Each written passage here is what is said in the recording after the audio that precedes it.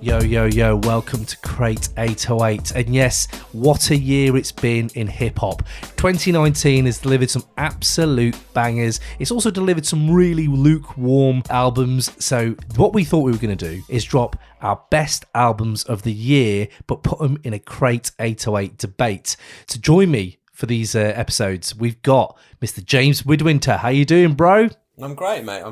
Nice to be here. Oh, look, he's back. He's back, the resident. It's so nice to have him back. And of course, the other resident, Raymond Ridge from Perth. How you doing, Ray? How you FNs doing? FNs doing.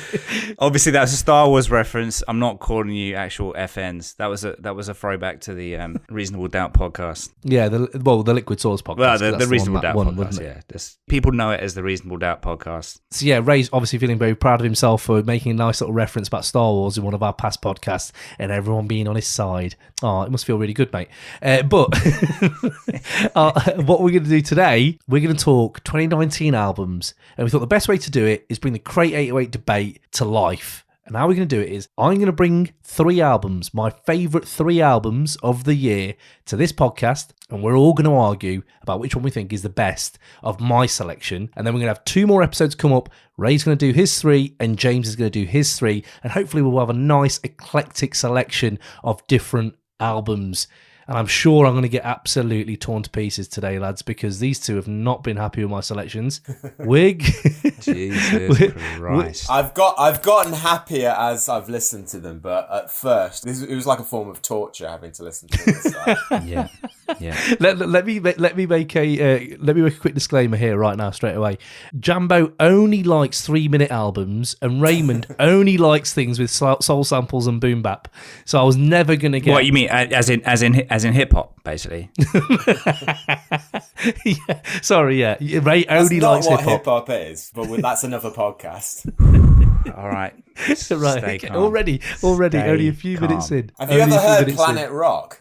Oh, that is Fucking a hell. Deep pull from James Midwinter. Planet Rock. In a week where Cam met Primo, we're gonna have this fucking conversation. What you chatted with? I know, it's fucking stupid, isn't it? Did he smell nice? He smelled really nice. He smelled really lovely. So if you don't know, we're recording this just as after we've dropped Pheromonch and Primo. Yeah, man, it was mad. Absolutely mad. He smelled really nice. He was such a lovely bloke. We only had a short amount of time with him, but I spent longer with him waiting for the cab. And that was a really nice little conversation. He was talking about his nephew, and he was like, I've recommended him all these things. He's not listened to any of them. I'm like, oh no, what? What have you recommended? He's recommended all these amazing soul songs and stuff like that. And he's like, I said to him, if you want to get like me, you've got to do, the research. And he's just not done it. And I thought, kids nowadays, isn't it? Fucking kids. Anyway, but the good thing is that Primo was everything you expect. When you think, oh, I just hope he's not a dick. No, absolutely lovely, really nice bloke. We talked forever as well. It was great, apart from us because we only got 20 minutes. But he talked forever until we had to stop. But yes, so Primo, Pheromonch, it's just been unreal. It's been a great year generally for the podcast. It's been unreal, but obviously for albums, let's take it back to what we're doing today. Albums. I need to actually tell you which albums I'm bringing. Rhapsody, Eve, bringing that one. You know I'm going to bring Freddie Gibbs and Madlib Bandana. We did a review of it, me and Ray. We all know how much I love that album. And I'm bringing Slowthai's Nothing Great About Britain, which I think might be the one that really breaks breaks Ray. He just breaks live on the podcast. It's going to be that one, I think. But before we do kick off, we'd be remiss to not do the usuals, lads. Raymond Ridge, what's the least hip-hop thing you've done in the last 24 hours, my friend? Oh, yeah, I've got a great answer for that. So the least hip-hop thing that I've done in the last 24 hours is listen to fucking Slowthai. Fucking hell. And you know what? And Igor, for that matter, as well. What the fuck is going on? Am I the only one here who knows what hip hop is? Is that what the situation is? I don't understand how we can start an album in. It's begun. The anger is just over. It's just spilling out. Just to give some context to anyone else listening, I'm in Australia, so there's a bit of a time difference. It's fucking 4 a.m. So I've had 3 hours skip. We're waking up to do this now, and I'm trying to get my head around how fucking Slowthai can be in the conversation, mate, for album of the year in the same. Just Cam, what can you just?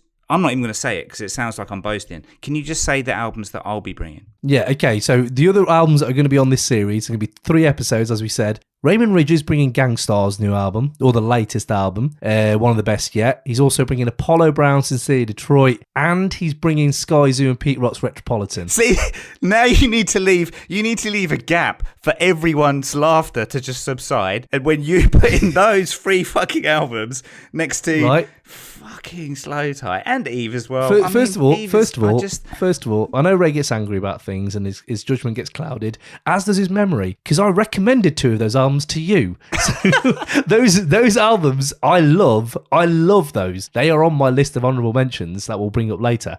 So trust me, I love those albums, but just to get a little bit of debate going and to, these are the 3 albums I think are going to stand the test of time, but I also love the albums that you're going to bring. Jambo's bringing Danny Brown, classic Jambo, always bringing some of Danny Brown to almost every conversation he has, really, anyway. I'm not actually. Well, you do. You love him. Triple X, you were like, Danny Brown is great, isn't he? I was all right on that. Mate, come on. You got your dick rubbed live on stage just like Danny Brown did. I know you did. He's trying to disassociate himself from Danny Brown. It's a good start. Already backtracking. No, if anything, I'm just being real that how much I love this new album in comparison. I really like Danny Brown, but I wasn't like... I never really liked his albums. Maybe I had wrong end of sticks. I thought Danny Brown was your boy. I do like him, but yeah, questionable. But after this album, I really like him.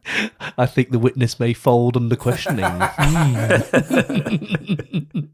And then he's also bringing Tyler the Creator's Igor, which I'm sure he's bringing just to wind Ray up. But that is a fucking amazing album. Either way, it's one of my most listened to albums this year. Either way, it's a win-win-win-win. And then your third one, Jambo, that you're bringing is Denzel Curry Zoo, man. Come on. Yeah. Stop it, Denzel Curry, bringing flavour. But either way, they're all to come. It's end of the year. Come on, Jambo, bring it. Least hip-hop thing you've done the last 24 hours, bro. You saw me just doing it just now. I had a bowl of granola with a coconut yogurt. Oh, that's strong. Very strong. I've kind middle of class, middle of the road. I've embraced a plant-based diet more now. And it's pretty un-hip-hop. You've been watching that Netflix series, haven't you? I haven't. I sort of took it on a couple of months ago. And I watched that documentary and it's good. Which documentary? Game Changers. It's a very silly documentary. Yeah. Everyone's talking about it here as well. Yeah, I've not watched it because I want to keep eating meat. So yeah, there we go. Which is fair. I'd love to. It won't stop you from not eating meat, Ray, because you will look at it as what it is, which is a very silly documentary about very propaganda. Okay, cool. But it is amusing. It's funny. It's just that it basically says it like doubles your dick size if you quit meat. Is basically what it's saying a lot of the time. The size it is now that'll be ridiculous. Ray, shut up. Behave. I'm not following that up with Rapsody. I'm not. Come on. It's ridiculous. Have some fucking decorum, man. Read the room, Ray. Well, that was good. To be fair, yeah, plant-based diets are very... Actually, that might be quite more hip-hop now. That's another thing. I'm talking to these, all the guests we've had on. Every time I ask them, food questions, they're all very healthy. Everyone's very, very healthy nowadays. I just know I'm going to have a heart attack by 50, definitely. Either way, least hip-hop thing I've done is quite by some stretch this podcast, because I'm recording it in a toilet in my new house. And I don't think there's been many good bars recorded in toilets. I don't think. Freestyle spat, maybe. I think the best thing that's been recorded in a toilet is either the Gin and Juice a little sketch where I got to piss. Yes. But I think, Ray, didn't Redman and Method Man do a piss sketch that was really good as well? Oh shit! I feel like they did. Yeah, they did, didn't they? Yeah, I don't remember it, but I remember us having a conversation about it. Yeah, so yeah, and we made a video about it, you Wally. We had either way. Yeah, we did a video. That's what we used to do at uni, wasn't it? Do videos of hip hop sketches. That was essentially what we did. And yeah, I'm sure there's one about Redman calling a woman a bitch, which probably isn't the nicest thing. This is why neither of you pulled anyone at uni. Come on. He just spoke about me. He just asked for a little edit before for us to be accurate, and now he's saying lies. Ridiculous. Just a quick thing, while we're on the subject of Cam recording his toilet, can I just ask one thing? Because, like a newsreader, it's out of shot. Are your pants up or down? Mate, we're going to talk about Rapsody, so they're clearly down. Can I just add, by the way, that Cam uses use Andrex. So for all the haters out there saying he uses Sainsbury's own brand, no way. No way, mate. Andrex all day. It's the dog, mate. Is he need a calming influence like Rick? You know, in Rick and Morty. Has anyone watched the new series? They probably haven't, have they? I haven't watched the new series, no. What new series? Of Rick and Morty, my friend. When did Your it come favourite. out? Came out 2 weeks ago, Blad. Fuck, I've missed it completely. That's the least hip-hop thing you've done. Right. No, mine's. I've been rewatching Scrubs, realizing it's not funny. It's not funny the second time around. Why have I wasted like 5 seasons of rewatching it? You've watched 5 seasons of Scrubs. Well, not all in one go. I've spread it. It's spread out there. Ridge. It's just been on in the background while I've been doing shit. But everything you're going to bring up today is disqualified because you've watched 5 seasons of Scrubs. Oh, Rapsody, shit, mate! You've watched 5 seasons of Scrubs. Are you an idiot, mate? I think you might be. I think there's an element of it. I think when you're doing the idiot tests, I'm sure 5 seasons of Scrubs. Some of it is hilarious though. So, hilarious. But a lot of it isn't. But the best thing to come, the good link there is the best thing to come out of Scrubs is the blonde actress in that is the mum, isn't she, in Rick and Morty? So good segue there, mate. Boom, exactly. See, it all ties in. And talking of ties, let's talk about Slowthai. No, actually, we're not going to. We're going to talk about Rapsody first. I wanted to segue that in so badly. You should. That was good. Why don't we just do Slowthai first? It'll be funny. You want to do Slowthai? Let's go Slowthai. Let's do Slowthai. Rapsody second, and then we're going to go Bandana third. All right, let's do it. Boom. Right, first up, Slowthai. Nothing great about Britain. Man, this album. This is the reason I'm bringing this album as my album of the year, right? Ray, chill out. Deep breaths. Off mic, though. Off mic, please. Deep breaths off mic. Right, so first of all, obviously, I'm quite a patriotic man. So anything English, I'm always going to have a bit more of a like, okay, let's have a listen to what this is. And if it's like going to be new or anything like that evokes certain emotions out of me that other albums don't. So I'm putting Slowthai on. Bang, and straight away it's like, wow, what is this sound I've not heard apart from the post-punk bands like Sleaford Mods, people like Slaves. It's just very, very punk, but it's also, obviously, it's very grime, and it's just inhabiting areas that other albums, probably since Dizzy came out, and I know he's had a lot of Dizzy comparisons, but even the effect Dizzy had, he was going into different areas, and it sort of formed a new sense of, wow, this is what you can do with British music. So for me, the fact that it's bold, it's fucking transparent and confident for a young artist, that is exactly what punk was when it first came out, and it's so uniquely British that it just evokes feelings out of me, because that's how I haven't grown up poor like he has, but his references, I'm getting them, the traumatic, like dark, unsettling underbelly of this whole album. I realised when I listened to this, and I have listened to it so much this year, is in my album, remember when Atrocity Exhibition came out with Danny Brown, I think it was like last year or 2018, 2017. I was like, why do I keep listening to this album? And it's the same thing with Slowthai, is because I feel like I always need some stressful music in my rotation. And Slowthai used to be JPEG Mafia, them two kind of have always been that unsettling music in my rotation. And another thing about Slowthai, I mean, not going to get into the way he clearly has a very unique sense of spitting, but in a world that's dominated by melody, very unique sense of spitting. Jesus. Oh, sorry. Please carry on. But the one thing I fucking love as well about this album is the fact that in a world that's just fucking dominated by melody, like, you don't have to say anything anymore. You just have to be melodic. Really, that's what the world is. And a lot of the music, and I know we're going to talk about Denzel Curry's Zoo, that's the most melodic Denzel's ever been in his fucking life. And it's fucking great, but everything is erring that way. This is off-kilter shit, and it's fucking fresh, and I like the fact that something that's nihilistic and fucking raw and fucking emotion. It's like hearing when Pac was doing his later albums, it was just fucking emotion coming on the mic, and I feel like that's what Slowthai brings. And I feel like if you listen to his voice, the weight it carries, like if you listen to Crack on this album, Tea and Biscuits, which is an old track, but he's put this on this album, just shows he has more character and charisma on the mic than people like maybe Freddie Gibbs. Like Freddie Gibbs has got a lot of charisma, but there's so much different stuff that comes out of the character that is Slowthai. Just listen to the intro on Tea and Biscuits.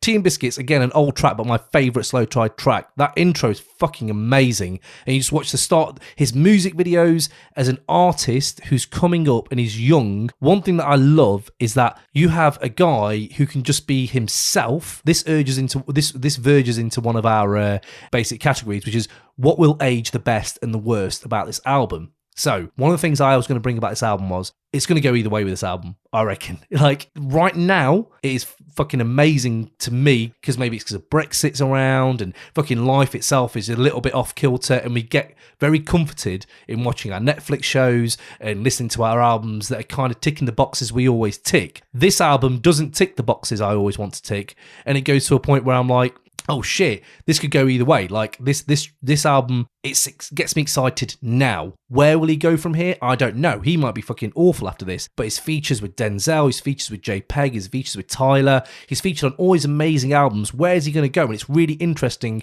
to me to see the future of a young British artist working with the likes of those really inventive other artists, and to think, shit, he could fucking do anything. And that excitement gets me. And you just don't know. With this album, will it age the best or worst? I don't know.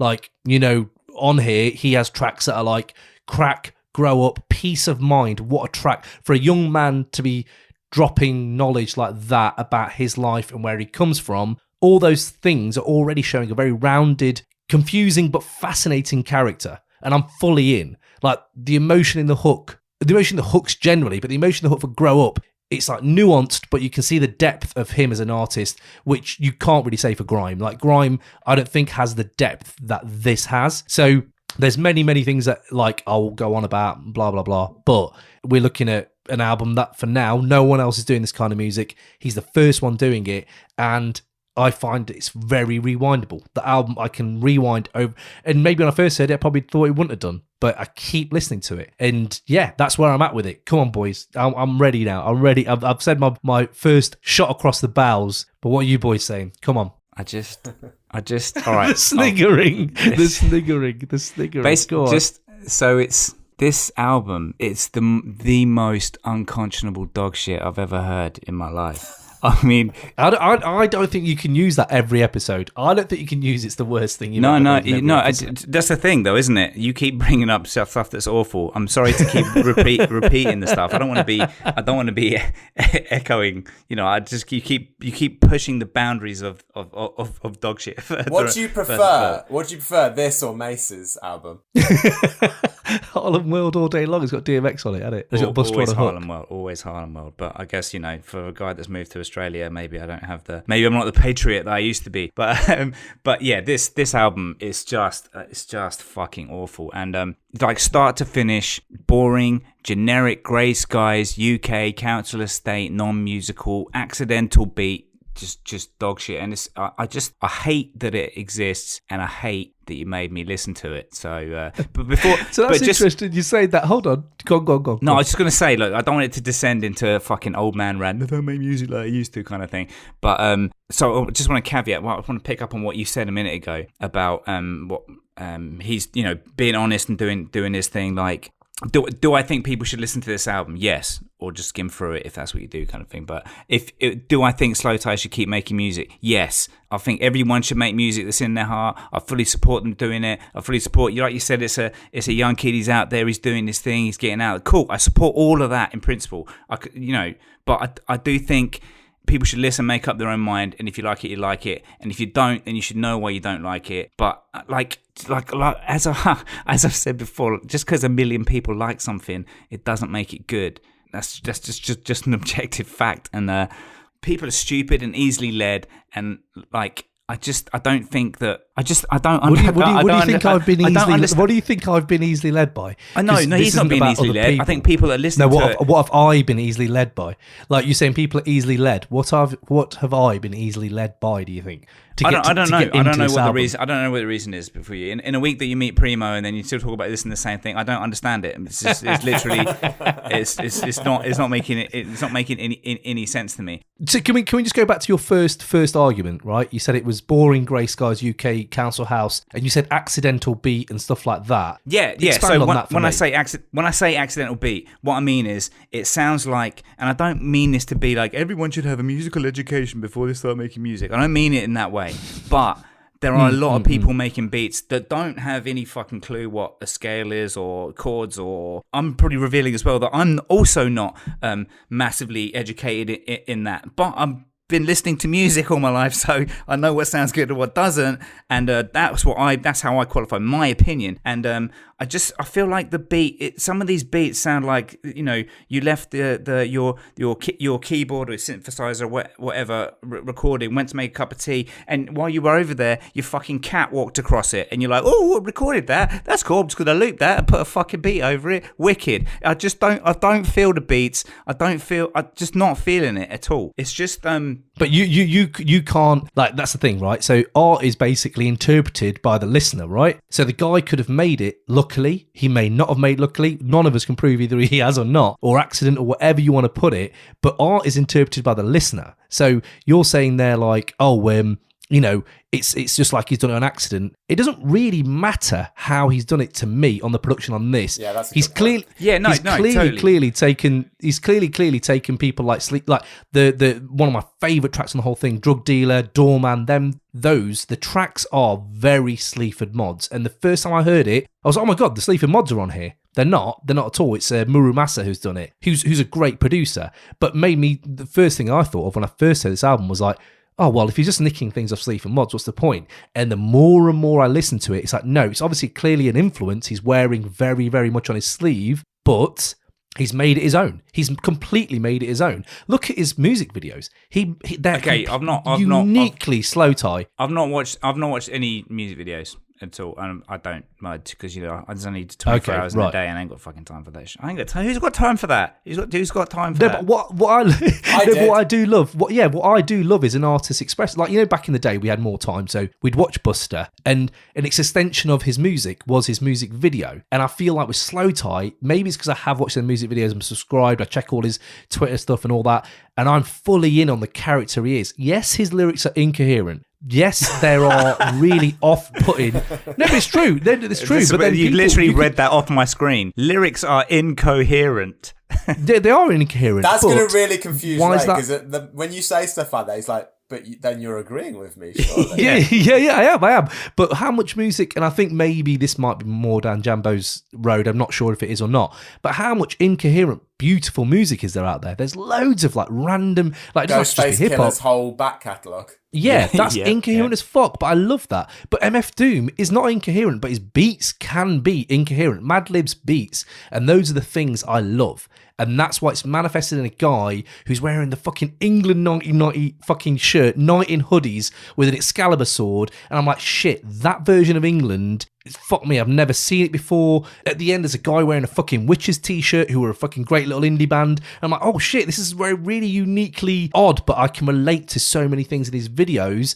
And that's what gets me about it. And the fact that he's just so like I can relate to this on one maybe other level, but poor kids can fucking relate to this. Like, that's another thing. I grew up in working class environments, and there's one video he's done, I can't remember what track it is, but he's just walking around his old house, right? And he's talking, going, oh, this is where we did this is where we did this, and the beat's clearly playing. Then he'll drop into the song, then he'll come out of the song, and the house he's showing is all my like houses I used to see my mates in when I used to be up north. And I was like, oh shit, that looks very, very. And I know you said that it's Grey Skies Council Estate. There is that element to this album, clearly, because it's not a fucking very good place to be right now, Britain, right now. But there's also beautiful parts of the album, like fucking Gorgeous. What a fucking track that is. And it's genuinely, there's a lot of hope dug in there somewhere. And there's a lot of awful things as well. But like, mate, the way he fucking comes out on some of these tracks where he just twists it around and talks about his mum, and there's just depth to it. There's a depth to it that I didn't find in a lot of albums that I listened to this year. I don't hear the depth. I don't hear it.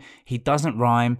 For the first thing, like you said, incoherent lyrics, and the subject matter, the whole just every sorry fucking council estate cliche, the crackheads and the needles and the drug dealers. It's just boring. It's just not new. It's not fresh. It's just, I don't care about all that stuff. I'm not interested. And there are people there's incredible music that's come out of that lifestyle. And UK artists, Task Force for Life, Cypher, Skinny Man, there's obviously obvious one. All of that is incredible. Talented musicians, gifted lyricists, and just to go back on what I said before about people with a musical background, musical education.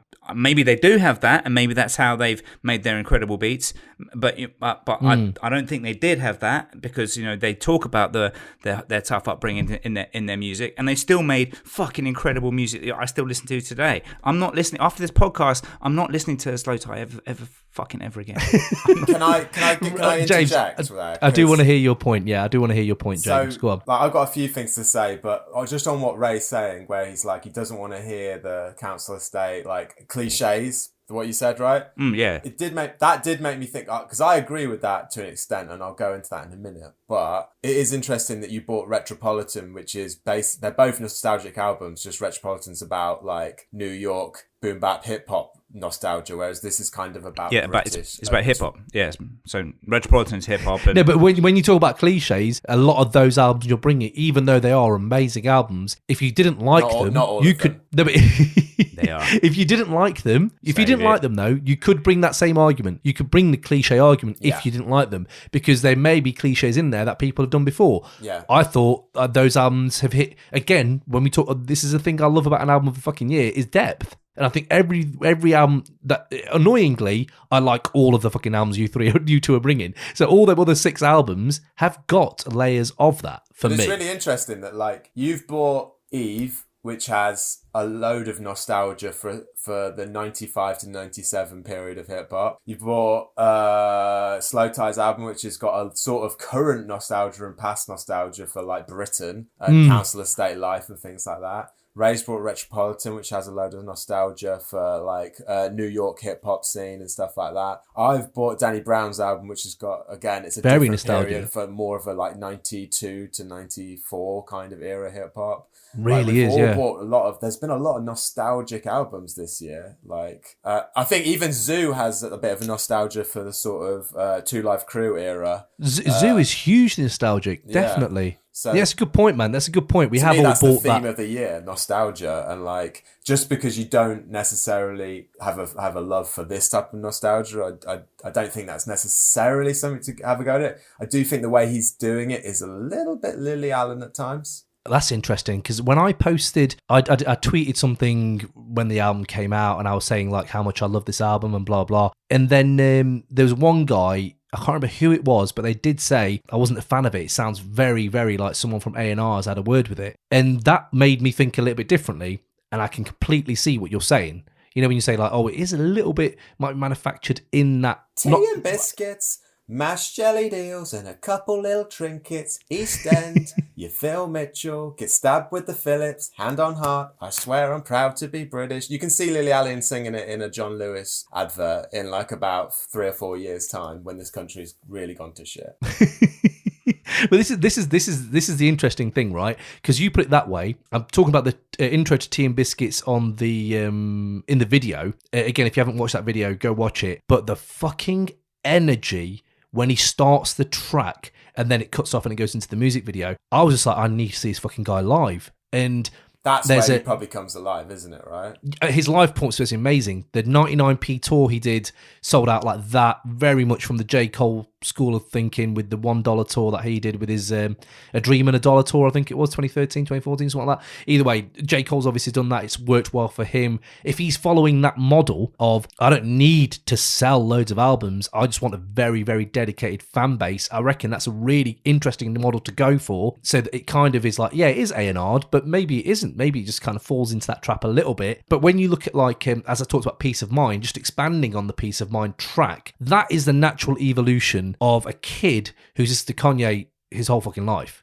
and who's listened to that kind of music that's very experimental, but is kind of incorporated to this Northampton way of thinking, and listen to that track. Kanye could have easily done that track, that premise, everything about that. And the fact that it's him, it's so much more starker and obviously, like I said, punk.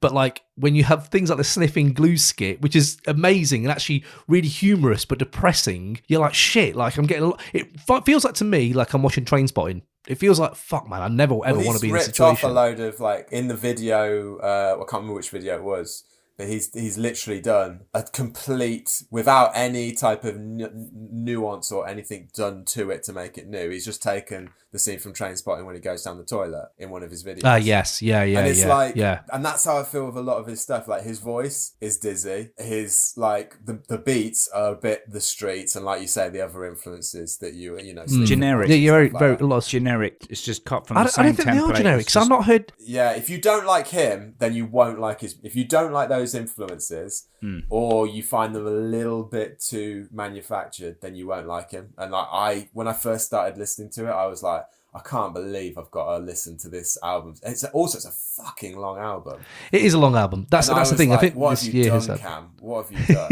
Like, you've made. There has been, but I got to like it more as I got into it. I still don't really like it. Like, it's a 5 out of 10 for me. But it's gone up. It was like a 1 when I first started listening to it, and now I'm liking it more. Watching, and you need to watch the videos and stuff to. But what does that say about the music if you need to watch the videos? Yeah. I don't think you need to watch them. I think it complements it. I don't think you actually need to watch the videos. I needed to. Well, that's fair enough. I mean, some people may need to, but like I'm saying, I don't think the majority need to. I need to limit my exposure to him as much as possible. So Ray's been 100% really triggered. There's a lot of things in this anyway. Like there's again Tea and Biscuits. When he's huffing and puffing, and then first few lines, he's like, like that. It's made me think of like, oh yeah, Pharaoh does that. I'm not saying like he's Pharaoh by any means. Oh my God, Ray, what have you got to say about that? It's just, I can't, why are you trying to tie in? Why, just don't tar anyone else with this. I know I keep throwing around the word dog but shit, you have to listen. You have to listen to the full thing. I'm going to say, like, clearly he's not Pharaoh.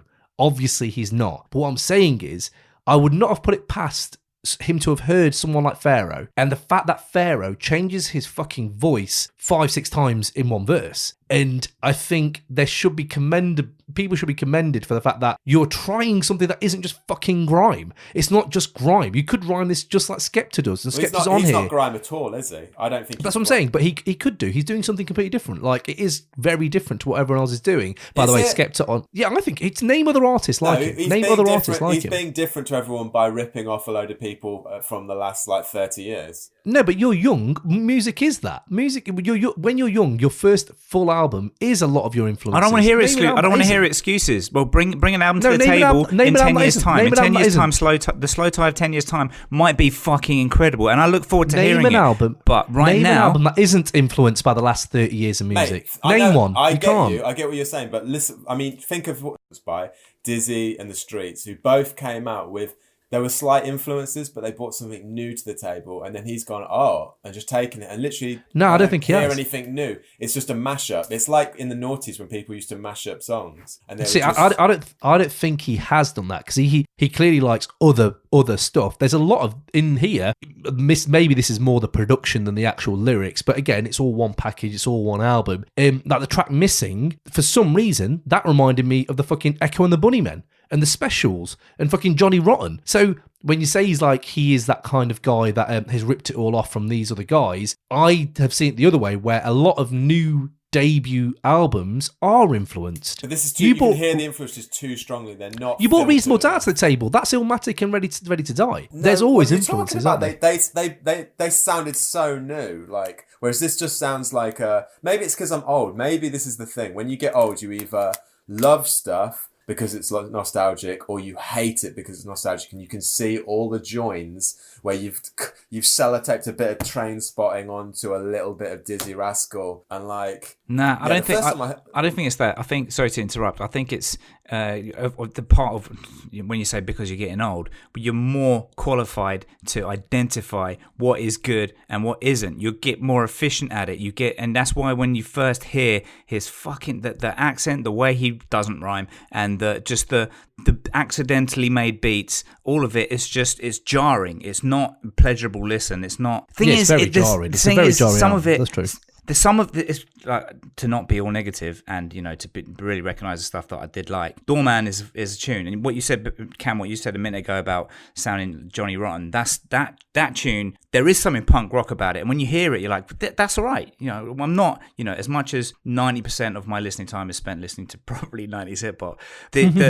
Like when I do listen to music outside of that. And, I got time for Doorman. And when I listened to that I think you put it on the Bangers playlist. And I remember hearing it thinking, shit, that tune's all right. But I'm not sure why it's on the hip hop playlist. Because the tune, it is a good tune for what it is. And he sounds at home on it and he sounds kind of punk. But then you hear the rest of the album like, all right, you sound like you're a punk rock guy who's trying to do hip hop. Don't do it. Go that way. Do that music. See you later. But we won't have you on Crate 808 anymore. It's fine. I've got a very bad feeling that one of the things I've realised in this last 10 years, mate, genre is just not a thing. Like, it's just not a thing as much as it is. Ray wants you out of his hip-hop area. He wants you to get out of the 90s hip-hop, get out of it and keep it. He wants to ghettoise his hip-hop. No. See, that's it. That's why you're the rap Brexiteer, because you just want to cut off the borders and no one come in here. No, exactly. No, the thing is, you're kind of right. The point is, I 100% support him doing the music he's doing and it being what it is and being completely honest, and this is me, and he makes a track like Doorman, and I'm like, cool, that is cool for what it is. I'm on the Crate 808 90s hip hop podcast now. Thanks for your time. See you later. I'm also not going to talk about Bon Jovi's greatest hits. Yeah. I'm also not going to talk about my favourite Eagles tracks either. It's not relevant. He's simply not relevant to a album of the year hip hop podcast. I'm just not. And not to mention that I hate it for all the reasons that I said. But no, Ray has a point there that, especially because we've decided to do a very niche podcast, which is 90s hip hop, which is so genre led, the more and more we go on forward with this podcast, this is the kind of argument that's going to typically pop up over and over again. And especially when Jambo brings his albums, like this is going to pop up. This same thing about genre. It's coming up. Cam, do you remember Stuart Lee's bit about Paul Nuttall of the UKIPs? And how he wants Romania's brightest and best to stay in Romania, and that's good for them. Ray's like that with hip hop. I want Slowthai to stay in his area, not come to Britain bringing his brilliant stuff. I want him to stay over where he is and not bring it to my 90s hip hop world. To be fair though, to be fair to Ray, I was a little bit on the fence about, like, yes, he is a rapper, but in the broadest sense, like. He's on Eagle, on Tyler's album, and he doesn't rap. He just kind of does a little hook. And you're like, oh, he's not actually really rapping here. He's done some tracks in Muramasa, and he's not really rapping. But it's interesting. It's like, what world are you living in right now? And it's very kind of like, because I find it hard, mate, to figure what genre is this and whatever. And sometimes I've just kind of let that go. Because the way he, like, I know you don't like the rhymes, but let's go to some of the stuff that we do go to, like the hottest bars on the album and stuff like that. Some of my hottest bars, Drug Dealer, when he starts talking about flying saucers, turn cocaine, battered fish to oysters all upgrade, Council House and Violent, what we're going to do today. I was running from in Trident because it's always the same. Didn't do anything, always get the blame, blah, blah, blah, blah. And I think that always get the blame thing, it's so skewed. The way he conveys his message is so skewed in his words. Like, he's properly mixing up the sentence structure of stuff, the musical norms in if you are going to call this rap music. Yeah, no, but that's there. You're crediting something that's you're. It's like what you said earlier about it's down to the listener's interpretation. You're interpreting it as like, oh, that he's really great and creative how he does that, and I'm like, you're not disciplined at what you do. You're just fucking around. You're not. I feel like he doesn't respect. I feel like when people do that, they don't respect the listener. It's like there are people that are great at it that set the standard, and then he's just being lazy with it when it's like, oh, he's not. Nah, I can't. I don't think you can blame lazy on him. How can you blame? You don't know him. Like, you don't know what his output is. He does a lot of stuff. Like, you can't say he's lazy. Like, I think the craft comes. Like, you have to keep working at your craft. He's young, so he hasn't had the time to do the craft. He's still going. This is what I said about earlier, where I'm really interested to see where he goes, because this is his first album. Where will he be in 5 years? We don't know. Look at Tyler, man. Look at the transformation Tyler's had in the last 10 years. It's massive. And that's what interests me. That's what excites me about this album. And I want his fucking album. That he's using hip hop, or do you think he's adding to hip hop?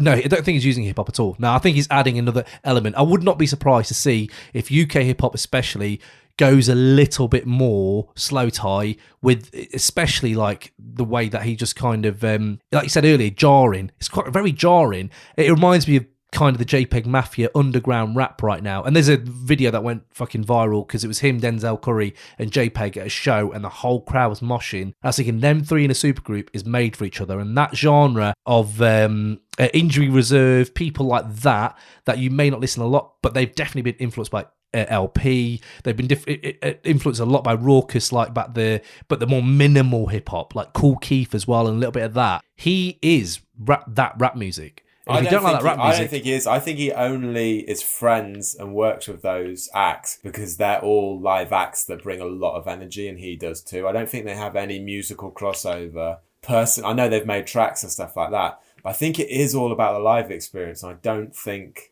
Yeah, that's interesting. It's that's about interesting. him as a brand, I mean, he's a great character. He's got charisma, and it's not that I don't think this is a good album. Objectively, this is a good album. It's just subjectively, it's not really like I've been against it since I got it, and I've got more into it, but I can see all the joins. And I think if I went to see a show of his and I was young, I'd fucking love it probably. But I just don't think it's hip hop, and I disagree with what you said about him using hip hop. I think it's music. He's using it as a form of expression and music. This isn't hip hop, so you shouldn't have bought this album. And let's stop this section now. Yeah. But he isn't, he's not, what's his fucking name, Post Malone. He's not that. That's very different to what Slowthai is. Like, I'd say that's exactly what Slowthai is. He's not. He's the Post Malone of UK hip-hop. I don't think that at all. I think Post Malone went into country, went into other stuff, and that's just fair enough. Do your thing, mate. That's all good. He's a definite culture vulture. I think Slowthai's never. All his influences he's ever talked about have been that. He hasn't showed. Who knows? 5 years time, I might be proven wrong. But right now, right here, 2019 album of the year, I have confidence that this guy is fully of that. Because his influences every time he does an interview are that. I don't think he's Post Malone really, but it's interesting that you say that, but I don't see it, and only time will tell. If he makes another album like this and he stays this level of hip hop, he will fail. If he goes on and makes something that isn't as hip hop and like pushes the boundaries again, then he'll be successful. But it just goes to show that he's using hip hop. Well, we'll see. He's either not very good at hip hop or he's using hip hop. It's one of the two. Or both. Or both. So other categories we have on here, just a few others that we do have. What 90s rapper should be on here? So he twisted it. I found a really good one, I thought. Peace of Mind, Roots Maneuver. I think get Roots Maneuver on Peace of Mind, that would work for me. Can't see really any American acts that would have landed on this, but British acts, I can see Roots on there. Most rewindable track for me, I know it's old, but it is on the bonus version of the album. Tea and Biscuits, man, that fucking track is amazing. I want to go and mosh to that for sure. When he starts that shit where this is that Kanye West shit, and it really isn't that Kanye West shit. See, but it is. I don't like that one. Maybe it's because it's right at the end and I had to sit through all the bonus tracks, which was really annoying. See, that's the interesting thing, is that I've listened to this album over and over again, but in today's world, obviously I've selected them into playlists. So which tracks am I rewinding more on my like Crate 808 Bangers playlist or whatever? And Slowthai is always up there. I'm like, shit, I'm always rewinding that fucking track. Or tracks off this album. So I see the journey of it is quite long. It is, I'll give you that. There's a lot of long albums out there at the moment. Too long. Yeah, I mean, but if two of the worst culprits of long albums. Oh, Rhapsody's long, but we're going to go in there next, mate. So Inglorious, mate, I've really come round to that. I enjoyed that song with Skepta. Like, Doorman's all right. The reference to Gaspar Noé. Yeah, that was the one that got me. That's the best lyric of the whole album, and it's not even that killed it. Yeah, fair. Wait, what? So, what was the reference? Say again. That he's making pictures like Gaspar or something like that. It was reference to Gaspar Noé, who's an absolutely brilliant director. Yeah, which I thought, Skepta watches Gaspar Noé. Interesting. So now what we know Slowthai's next video is going to be is him putting his dick into a vagina, and you can see in it, and him ejaculating in the... So essentially he's going to do a Gaspar Noé They work really video. well together. He is a bit like the Gaspar Noé, except Gaspar Noé makes original stuff and he doesn't. But he is a little bit like the Gaspar Noé of UK hip-hop. I've literally got no idea who you're talking about or who or he's referencing. I've got no idea who the fuck that is. So that's revealing my uneducated heathenness. But Skepta's rhymes on it is they're definitely the highlight of the album. As always, Skepta's fucking untouchable when it comes to just rhyming on the beat. Solid fucking lyrics. Yeah, I'm very surprised by that from Ray. Skepta's untouchable when it comes to rhyming on the beat. On wax, that is now. So now we can bring that up anytime we want to bring a Skepta album end of the year. I wish you brought a Skepta album instead of this fucking album. Yeah, me too. To be fair, me too, mate. I did like the album. I did like his album. It was good. I didn't get onto my honorable mentions. I don't know. I just didn't rewind it enough. You talk about SK level, I'm top floor. Will it ever come down? I'm not sure. Look in the bag, I got lots more. She said that I should have taken my shades off. I was like, what for? SK's got some fucking quality lyrics on there. Fucking brilliant. Oh, that's brilliant. So if we are going to have to rate Slowthai's Nothing Great About Britain, what are you boys giving it out of 5? Can't we do it out of 10? Out of 10. I'm giving it a 5 out of 10, but it could go higher. It could, objectively, it's like a 7, but for me, it's a 5. But maybe it'll go higher if I get, but I probably won't want to really listen. I think Ray's gone off the scale on the negative end. What is it? Negative? How many, Ray? Negative, 600. The sensible adult of me wants to, maybe it should be a 6, blah, blah, blah. But if we're talking about in terms of Cray 808, we're talking about it in terms of hip hop. We're talking about it on the subject matter that we're talking about. It's like a 1. It's 0. It's not. Not to be unnecessarily exaggerated. Oh, it's a minus infinity. But you have said it's the worst album you've heard. It is, yeah. So 0, nothing. I'm not giving it anything because it fails on everything in terms of his voice, his flow, the lyrics, the rhyming, lack of, and the beats. All the aspects of what I love about hip hop. It's got none of it. Not even a little bit. Yeah. Okay. It's like if you bought in the White Album, Ray would give it a 0 because it's not hip hop. Exactly. But if you bought it to another podcast, he'd go, yeah, it's a great album. But great album, yeah. So I see the why it's excluded is purely because of genre. I mean, just to, I don't want to completely agree with that because this, I think Slowthai's album is not great anywhere in any world, but it's fine. I still support. He should keep doing it, and a Slowthai's album in 10 years' time might be fucking incredible, but this one isn't. Okay, all right. There is hope. There is hope in what it? I'm saying. It's I'm not. It's not just Anyway, so what are you giving it, Cam? Slowthai's? Yeah. Oh, 8. Easy 8. I'm up there with Needle Drop. I'll give it an 8, man, all day long. 8. So all it leaves me with for this end of the section is I've got to do a 30-second conclusion to say why I think this should be Album of the Year 2019 and go into the Crate 808 Album of the Year debate. I can't keep a straight face while you say about this album. Fucking hell. Right, okay, I wish the viewers had video to see your face and the lack of conviction in your eyes as you say this. Has anyone got a timer? You ready? Mm-hmm. I'm ready for this shit. 3, 2, 1, go. Shades of trip-hop, grime, garage, whilst at the same time embodying elements of Shane Meadows films and Ken Loach, at once unsettling and melodic, angry and heartfelt, Slowthai brings a whole new compelling flavour to UK and US scenes, all on his own levels with no compromising, and that's why this should be Album of the Year.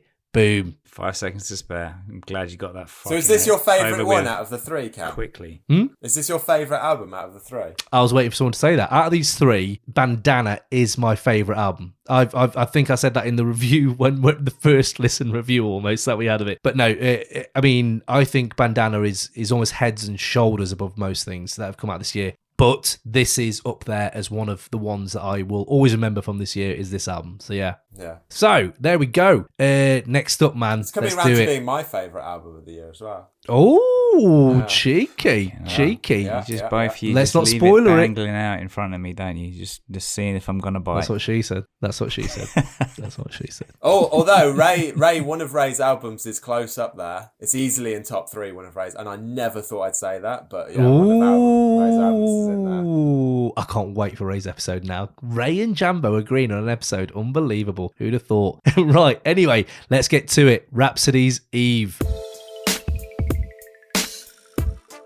So guys, as this is an end of year special for 2019, so instead of just cracking on and doing our own thing and you guys only hearing our voices, we thought, what's the reason we came into this pod game, man? It's because other people are out there and inspiring us to go out there and just express ourselves and kind of make some content that some people may actually enjoy. there are other people we've been listening to like that. And we thought, you know what, let's reach out to them. Let's reach out to some previous guests of ours on the podcast and ask them about their 2019. What's it been? Has it been good? Has it been bad?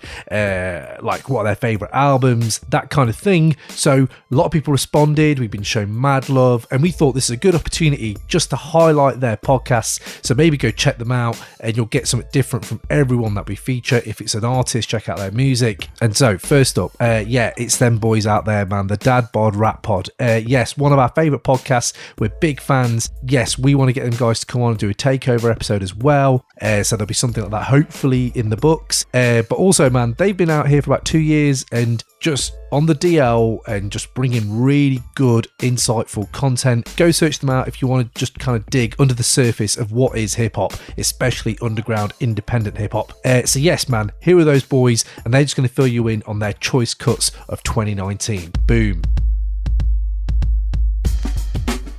Dad Bod Rap Pod. A rapper, a journalist, and a record collector walk into a bar and shoot the shit about rap. My name is Damone Carter, aka Dim1. I'm gonna give a rundown of my favorite album of 2019, which was Quelle Chris's Guns, which is such a complete and poignant statement about where we are in the United States in terms of gun violence. It's very witty, it's dark, it's also humorous, it's got great skits, and it really kind of showcases the brilliance of Quelle Chris, who's been putting out a lot of dope projects over the years. But it's high concept meets with dope bars. So that was my number one album of the year. I'm Nate LeBlanc. I'm the co-host and producer of Dad Bod Rap Pod. Huge shout out to Crate 808 for giving us this opportunity. Really feel like we're part of the same indie hip-hop podcast community, so thanks. My album of the year was Bandana by Freddie, Gibbs, and Madlib. Continuing off the success of Pinata from 2014, Freddie Gibbs brings his street bars to Madlib's wild kind of record collecting sensibility, and the results are more than the sum of their parts. Absolutely fantastic record with a great cover art, great rollout, great music, great sensibility, just like the full package. Like, you couldn't really ask for more from a record, so that's my pick for album of the year. Hey everybody, David Ma here. I'm going to talk about my favorite record of the year, which is Hiding Places by Billy Woods. And make no mistake, it's a collaborative effort. Him and Kenny Siegel joined forces, and we were just speaking earlier. Billy is basically sort of like a modern day Chuck D, using his vocals to impart all these emotions into all these songs. He's not rapidy. He is painting visuals and stacking lines. And Kenny Siegel's production houses it perfectly, couches everything with couches all the emotive tension that he talks about perfectly. And shout out to Crate 808 for having us. So, Rapsody, Eve, man, this album, again, I've been taken down on podcast episodes this year for bringing up Rapsody's Eve too much, apparently. I don't think I have, but clearly I must have done. To start off with why I think this should be album of the year, I could have started off on a lot of different ways to go in this, but just one of my favourite things Rapsody brings on almost every project she comes out with are the fucking bars. And the hottest bars on this album, I'm going to go in... I can't wait to hear the argument that she's not a good rapper. This is going to be amazing. But hottest bars of the album, so that's the section we usually do. I'm going to lead on that section for why I think this should be, because anyone who comes out with emit light, rap, or emit till, I drew a line without showing my body, that's a skill. Yeah, that's a good line. That's your first line. That's off Nina. The fucking first fucking verse on this album is straight fire. You can see where, in 2 lines, she's summed up what this album's going to be. She's not selling a soul, and she puts her fucking work in. That kind, it's not an anger, but it's almost like a pride that's verging on anger. That she says, like, whatever they try to steal from us, and whatever they co-opt, and whatever they say about this music and us women, they'll never be us. And that emit till line was like, oh shit, now I know where we're going. And yes, it's fucking woke and everyone will be like, and it's but for me, more than the politics and the messaging, generally, no one has done this for a long time in hip hop. It's fucking refreshing. Like, this production is very Rockefeller, it's very Rock Nation. You can see Jay-Z using these kind of beats, but the fact that Rhapsody's doing it in her own unique way with the features she's bringing, I was like, wow, I haven't heard anyone do this. And they only put us on TV if our titties are juggling, Jay gave us Tidal, and we giggling at him. And that kind of stuff, I was like, oh, it's quite relevant, it's quite current. When I go on Twitter, I see a lot of people having a go at Jay-Z, having a go at Tidal, and fucking everyone is liking and retweeting women who are just like doing the Little Kim thing, doing the Foxy Brown thing. And it's just nice, man, to see someone who's this to Lauryn Hill. And for all this time that I fucking miss Lauryn and all the shit she brung to the table, Rhapsody's not the same kind of artist, but she evokes that feeling out of me, like, and it's like, that's for me is one of the reasons I love this album. Yes, it's fucking long, I'm going to give you that. I would even say that there's parts of it, what I would say is it lacks focus at times. Yeah. Like, she has, like, she's called it Eve, so clearly it's about womanhood, and every title name that everyone's banged on about before in all the reviews is powerful black women. And I thought it might have resonated more if she'd fully accepted that concept and made each track more about the women it's named after. But then maybe I've just not listened to it like in that way. Like, maybe I've missed all that, because I'm sure there might be people out there going, no, she means this, she means that, she means this. Well, for me, I think it's a bit loose. I think it's a little bit loose on that fact, and it's long. There's more cuts on this album that I would cut off than the other two that I'm bringing. There's a lot of R&B in there that I wasn't really feeling too much, but the front end of this album fucking carries it, man. It's that revolution music I love, like Raucous, Talib, Mos, Pharaoh. Those guys brought that shit with it, but they brought it in the underground rap, and they brought it with Raucous and made a new little scene. This is doing it within the confines of the rap industry. She may pander to trap a little bit.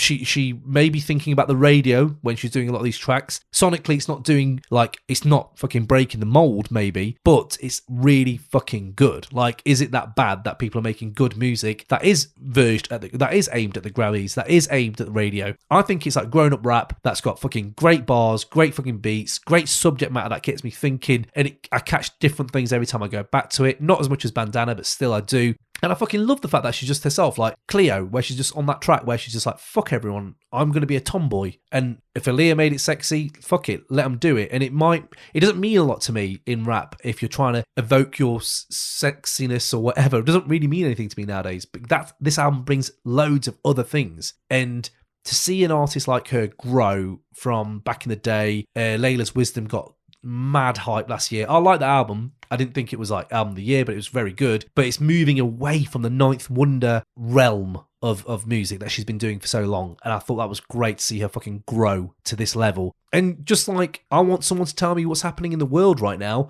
but from your perspective, things I may not understand. And she's not preachy about it. She just does it. And disagree. You think she's preachy? Yeah. Mm-hmm. Yeah.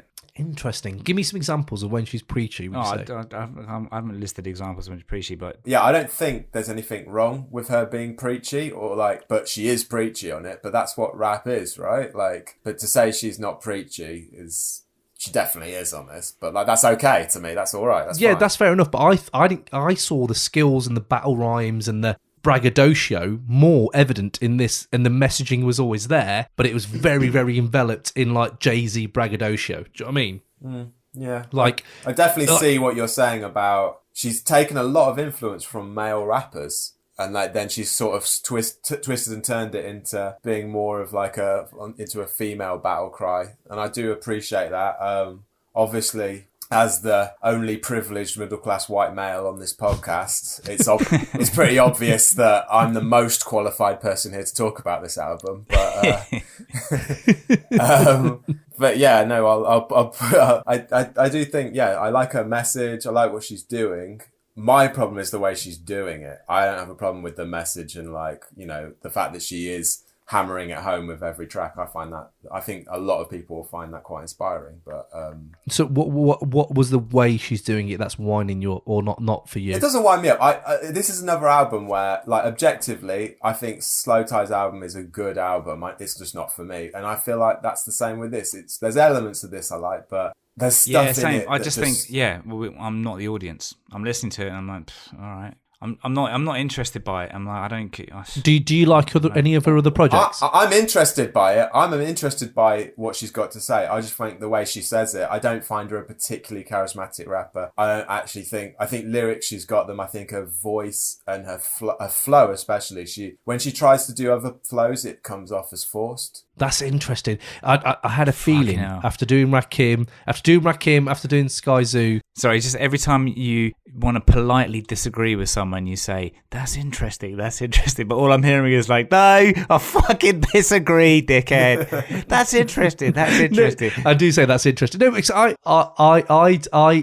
this is the reason we do this podcast. I want to know your takes. When we live together in the house, I can hear your takes. You tell me straight away. I've not talked to you guys about this album because I want to talk about it on the podcast. I do genuinely find that interesting because I think I know Jambo's style of MC he doesn't like now, and that's your Rakims, that's your Sky Zoos. Oh, Rakim, I prefer if Rakim was on every beat of this, I'd be like, this is a great album. I really like this. I don't think. That's obvious. Yeah, it's Rakim. I just prefer Mace to Rakim. I have a scale. All right, okay. Because the way we were trolling that Rakim album episode was interesting because you were like, there's a lack of charisma. What you find is a lack of charisma usually means me and Ray love the intricate wordplay. Yeah. So I can't think of many others off the top of my head, but someone like Sky Zoo may not be more down your line because... Oh, interesting. You don't judge me because... No, maybe you love Retropolitan. Maybe you do. But you see it as forced. You see it as all that. I don't know. Have you liked her other work or not? Is this like the first piece you listened to? No, this is the first album of hers I listened to. I went back and listened to some of her older stuff, and it actually made me like this less because on this I can tell she's like, we're about to blow up. Let's do Oprah, that song. Let's do fucking Whoopi, mate. Like that. Great song. This is. Do you know what? This is fucking dead. She's done. Hats off to her. She's done a perfect 95 to 97 thing where she's got really good, like sort of very polished beats, like the first two tracks, and then like Jay-Z, like Nas, some fucking dog shit pop hits on there. Like she does. She's done a perfect impression of 95 to 97. And I'm like, this sounds like Timbaland 95, 97. Now what part of Timbaland does this sound like? Fucking Magoo. It sounds like Magoo. It does sound like Magoo. Did you see that list the other day of the worst rappers of all time? And Magoo was the worst. He was down. Magoo's the number one worst rapper. Magoo was at number one. Yeah, that's pretty. I don't remember him being that bad. He was bad, but he wasn't that bad. No, was he? He wasn't. He can't. Sure. I think what's that female rapper off of Exhibit's album?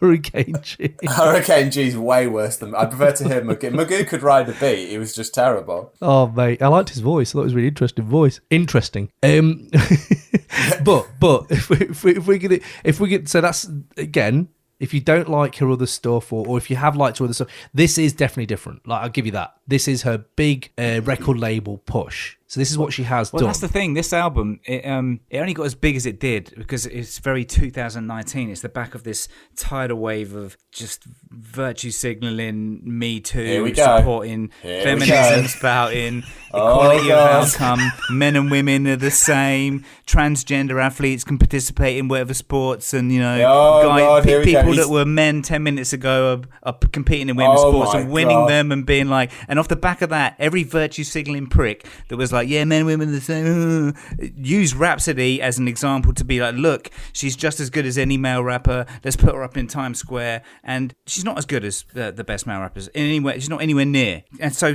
can a woman be just as good as the best male rapper? Yes, of course they can, 100%. And Lauryn Hill at her best was easily in the top 5 conversation, and she just didn't put out enough material. But Rapsody is not, and to say she is just disingenuous, and it's a lie. It's like saying, look how great we are having our first female president, and then it'd be fucking Hillary Clinton. It's not a good example of, it's just lying because it's convenient. Like, she's there, she's the one we can put out and put her up there off the back of all this the shit that's going on in 2019. I haven't mentioned Jordan Peterson yet, have I? Anyway, so To all the listeners, out there, Ray's just put on a MAGA hat and he's pulled out Jordan Peterson's book as he was saying that, and he wanked off onto it. Yeah, it's just all over the screen. But that's what it is. It's perfectly timed. It's great. It's like a great example of of great marketing and great timing, and all of that side of it was great. But so you're listening to it expecting something.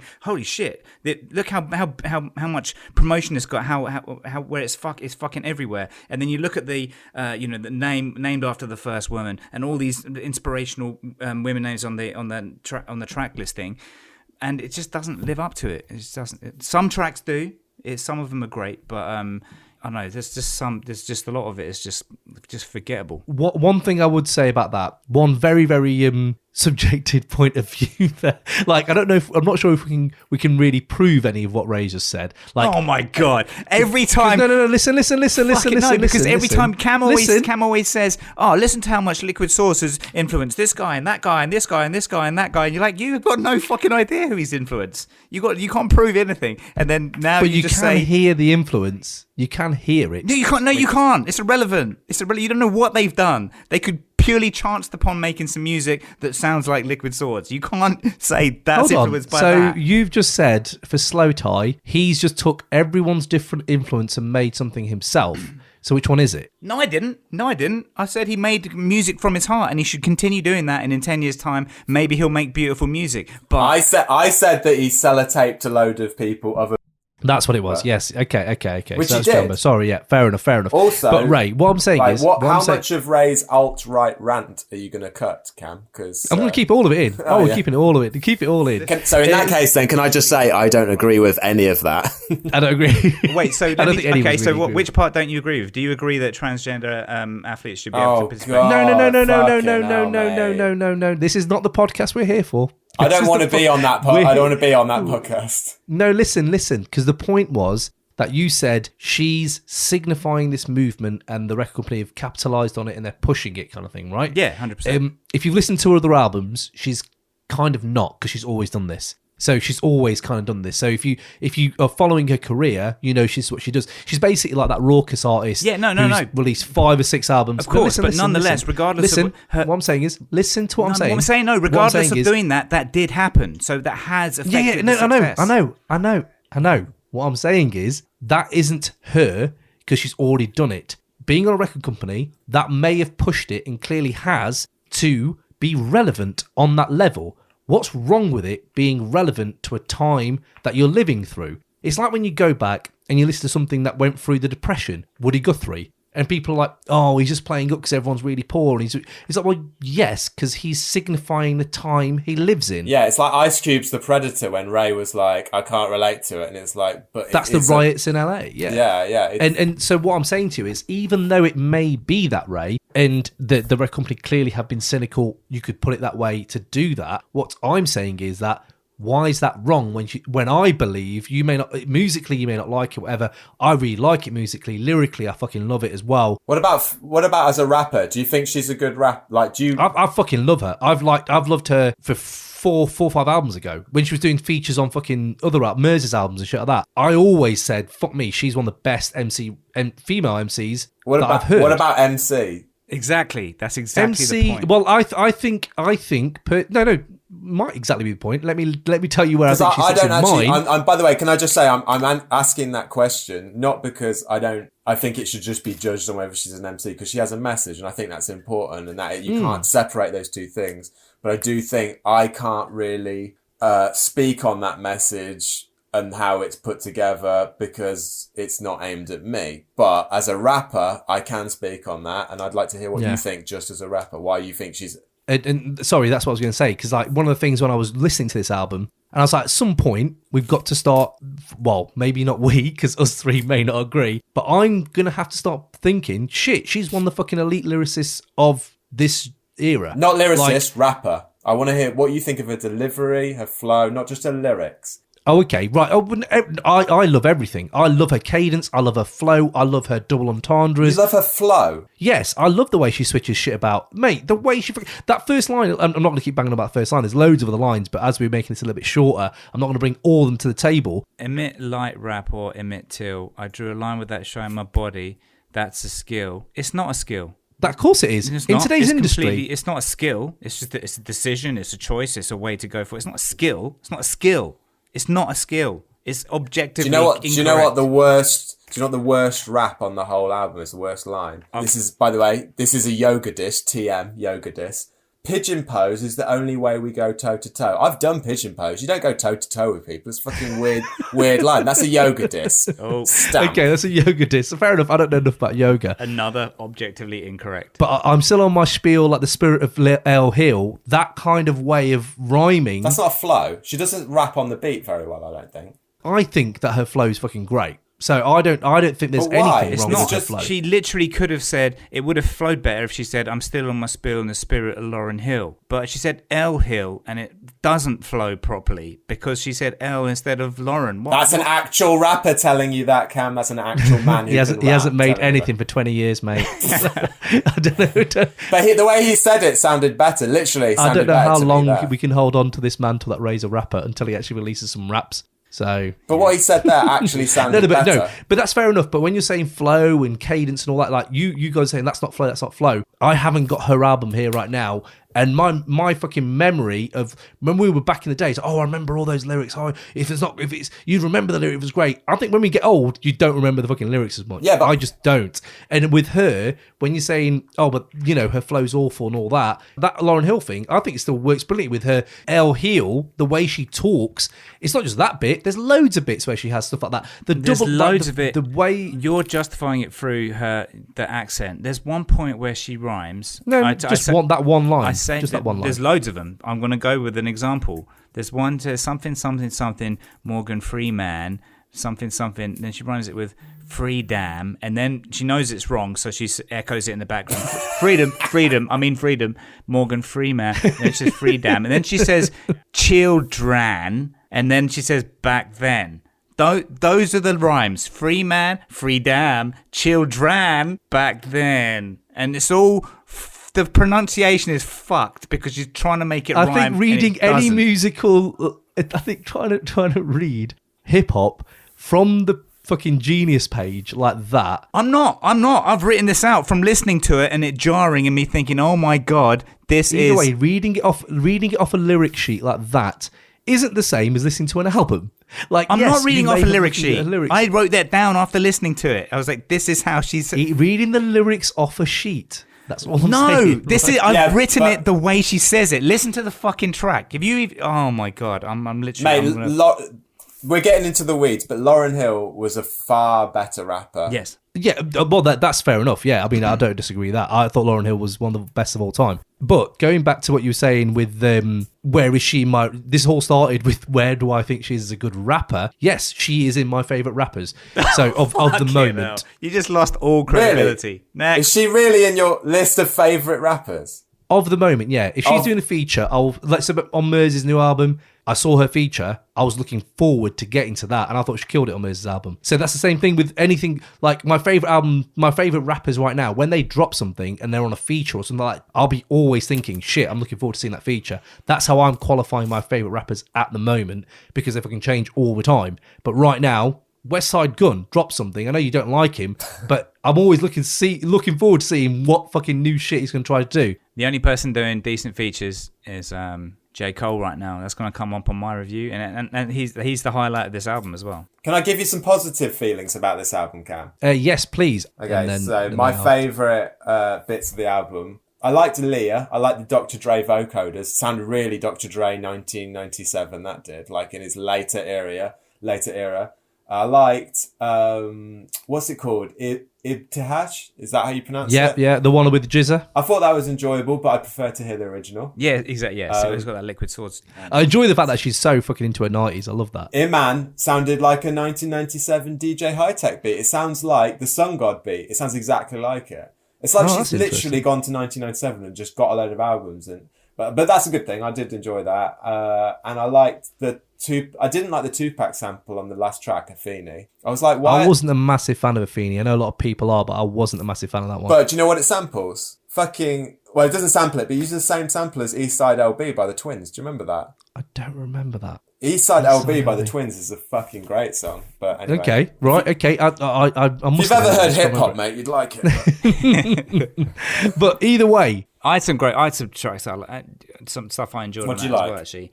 So people don't talk about it, but Cleo, the Phil Collins sample, I love an obvious sample. I love it, mate. And Yeah, that was quite cool. I like it. And DMX did it well. She does it well. And there's a lot of, I don't know, the chorus, something about talking about clapping back or whatever. A little part of me was like, really? But then I'm like, you know what? I'll let it go because I like it. I like the tune. But then also Nina, the opening track. As much as I disagree with that first line, it is a cool track. It is. I love how That's my most rewindable track. Totally is. It's not as good as Blood on the Leaves. By the way the beat builds up as well, and then it's not got like the drums and drums coming later. I enjoyed that one. And then the other ones were Maya, and Sojourner, the one with J. Cole on it. It's a very J. Cole beat as well. Yeah, it's a bit old now. That's the only problem. It's been around for a long time, so I end up skipping it.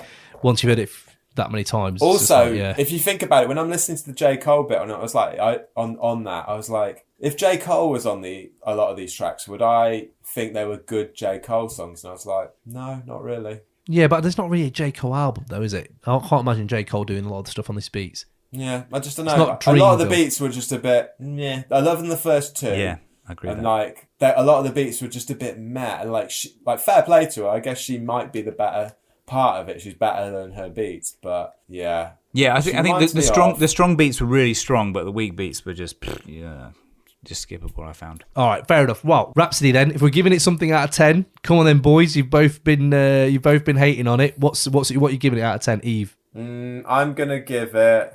Again, it's objectively, I can see it's a 7, but again, as far as my enjoyment level, it's a fucking, I don't know, I think it's about 4 or 5. Slowthai's album, I think I prefer to this. I don't think that I'll ever listen to this again. No, fair enough. Fair enough.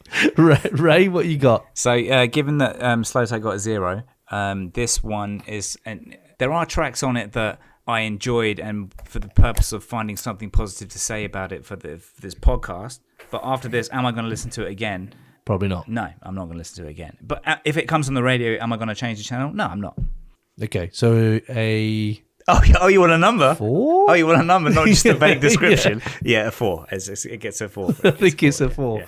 Okay, I'm giving it a very strong 7, light 8, this album. But it is one of the ones that I've just absolutely rinsed. I'm not sure how many more times, like in the next 3 years, I'll keep rinsing the whole album. Nina, definitely most rewindable track. Yeah, I actually like that tune. I'd listen to that again, actually. I lied earlier saying I won't listen. I'll probably listen to that again. That is one of my bangers of the year.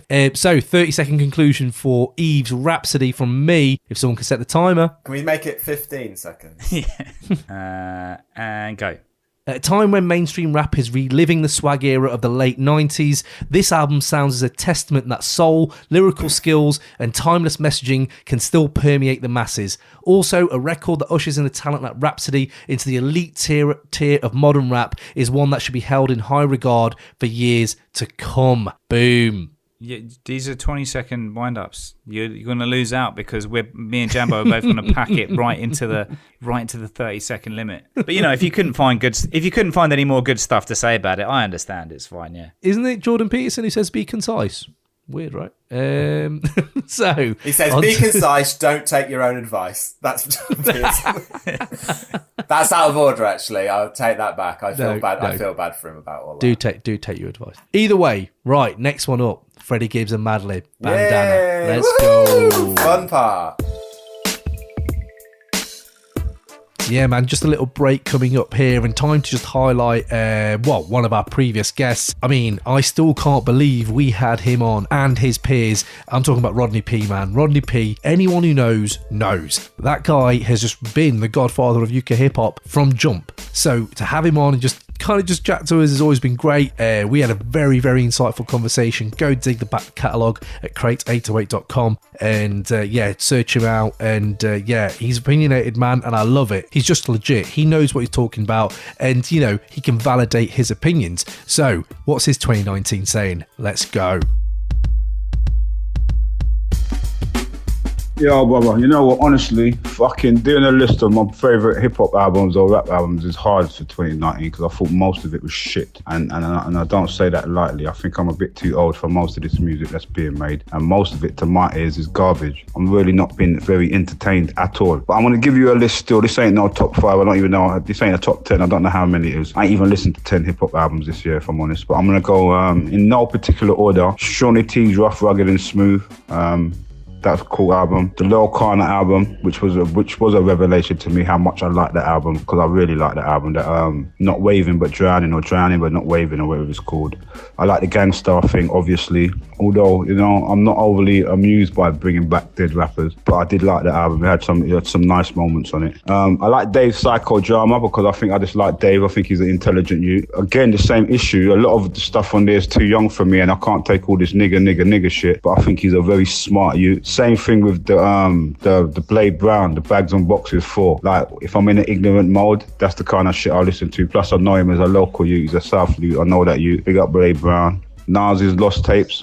Again, there's a reason them tapes are lost, because it's not the greatest Nas work, but it was good to hear Nas as usual. And then out of the girls, I'd have to go with Rapsody. Rapsody's Eve album. I don't know who else to call, to be honest with you. I don't know what else is out there worth me putting a name on. You know what? Kano's album as well. We'll go with Kano's album because, you know, I guess he called himself a grime artist, but that's all hip hop shit to me. So we'll go with Kano too. Yeah, I don't know how many that was, but that'll have to do, you bruv. We'll talk. I'll tell you who else I like as well though. Burna Boy. Burna Boy makes good club music, and my missus loves that shit. So, up next, Bandana, Freddie Gibbs, Madlib, MadGibbs. Me and Ray have already talked about this, so if you do revisit our catalogue, we have done a track-by-track review of this album. But, mate, since then, Ray, man, this album, for me, out of the three I've brought, I enjoyed all three, but this album is the one that I think stands head and shoulders above any album that's come out this year. And I'm going to go in why. What will age the best? That category is kind of pertinent to this album for me. If you look at Slowthai's Inaccessible, Eve is purely accessible. Bandana for me somehow managed to do both, which is fascinating in today's music climate because you have stuff like beat switches, the types of samples that are used are very old, like it almost has a 90s feel to it, but also a very noughties feel to it. But the way Freddie is rapping, it's very modern, but also he changes his flow constantly so he can kind of fit any time frame. I loved the beats when I first heard this album, and Freddie's lyrics came second, and it's still that way for me. I'm finding amazing things in this album still. Like, when we first reviewed it, I know Jambo wasn't there, I did say that this is like a treasure trove of an album. Like, I'll keep listening to this over and over, and I'll find more and more bits that a thread I can pull on, and it's so true. Like, there's so many amazing things. This has to be, even with all those things, like, you know, when you have two levels of listening, you have one level which is very passive and one level where you're really analytical and you're actively trying to analyze something. This becomes both because it's a steady mainstay in my regular rap rotation generally, right? There's not one weak track on here for me where I've skipped. Even the ones I talked to you about on the review where I was like, I'm not sure about where he's singing, I'm not sure about that. Mate, I love those tracks now. They've grown on me now. Instead of just listing what we did in the review and why I liked it and all that stuff, I'm just going to tell you the little things now, the little minutiae I love of this album. So, the last beat on Cataracts, when he switches that beat up. That's sick. Mate, unbelievable. Madlib is a genius, man. The switch up at the end of Education, where Madlib just turns up the tempo with his piano keys, and then there's a Hindi song all littered throughout all of this. There's all these different types of world music, and Giannis, which is Anderson .Paak's on there. That's like a single off this album, and that's got Hindi songs in it, man. And you think that Hindi villain at the end, where he's just sort of like laughing, and it goes into the soul sample of Practice. All these little things I've noticed of like, I just keep rewinding those 10, 20 seconds. When an album's making me do that, not a lot of albums make me do that. And other things I love about it, Fake Names, when he switches the beat on Fake Names. I love a beat switch generally, basically. I think that's what I'm trying to say is I love a beat switch. And on Fake Names, he does it. Half Man, Half Cocaine, fucking hell, man. Even Soul Right, like I was saying, that now is on the playlist. I usually split up all this album into a playlist. When Soul Right comes on, I end up rewinding that. And that's a track I didn't really give much like attention to begin with. Then you have like Massage Seats, right? The reggae sample on Massage Seats. Even now, like things like that, I didn't even think about that beforehand. And then you go for what I'm going to go with, my most rewindable track on this album, and possibly the track of the year for me is Palm Olive. It's still unreal. To me, that's like, there's so many facets to it where you have Pusha T basically outshining Freddie on that and just bringing more and more verses. He's just living on another plateau of like, I'll just do another brilliant feature now. Oh, and another brilliant feature now. And then this album is blessed with another one of those. So as much as I'm hyped on it and, you know, like I'm loving it now, I do think I'm going to be loving it probably longer than Pinata, which is saying something because I fucking love Pinata. So yeah, man, that's one of the reasons I have to put this album in there. And just one thing I wanted to say to you two boys, before you go in on the album itself, because I know Ray wants to have is itching to do that. This album was hyped to fuck, right, to begin with. And I was thinking, how many albums have delivered on the fucking hype? Like, when you are like, shit, this is going to be amazing. And this album does that, which a lot of albums don't do. And I was wondering if you guys had any in your head where you think, shit, that is a hyped album, and he actually delivered, or she actually delivered. I remember you asking us about that, and it's a weird one, because I think it's, if you're heavily into that kind of Twitter, Reddit scene, where you're like looking at release dates, to me, like, I've got a lot of stuff on. I love hip hop, but it's sort of like not something where I go on our hip hop heads quite a bit, but I'm not like, I don't go on Twitter very much at all. And so like when I do go on our hip hop heads and I see people getting mad about like Kanye pushing his album back or something, I just feel like it's like, I don't know, I think Ray would call it, like, you know, it's like one of those things, it annoys me. It's like a modern world thing that annoys me about like spoiled kids like crying that the album's not come out and it's not lived up to its hype. It's not lived up to its hype.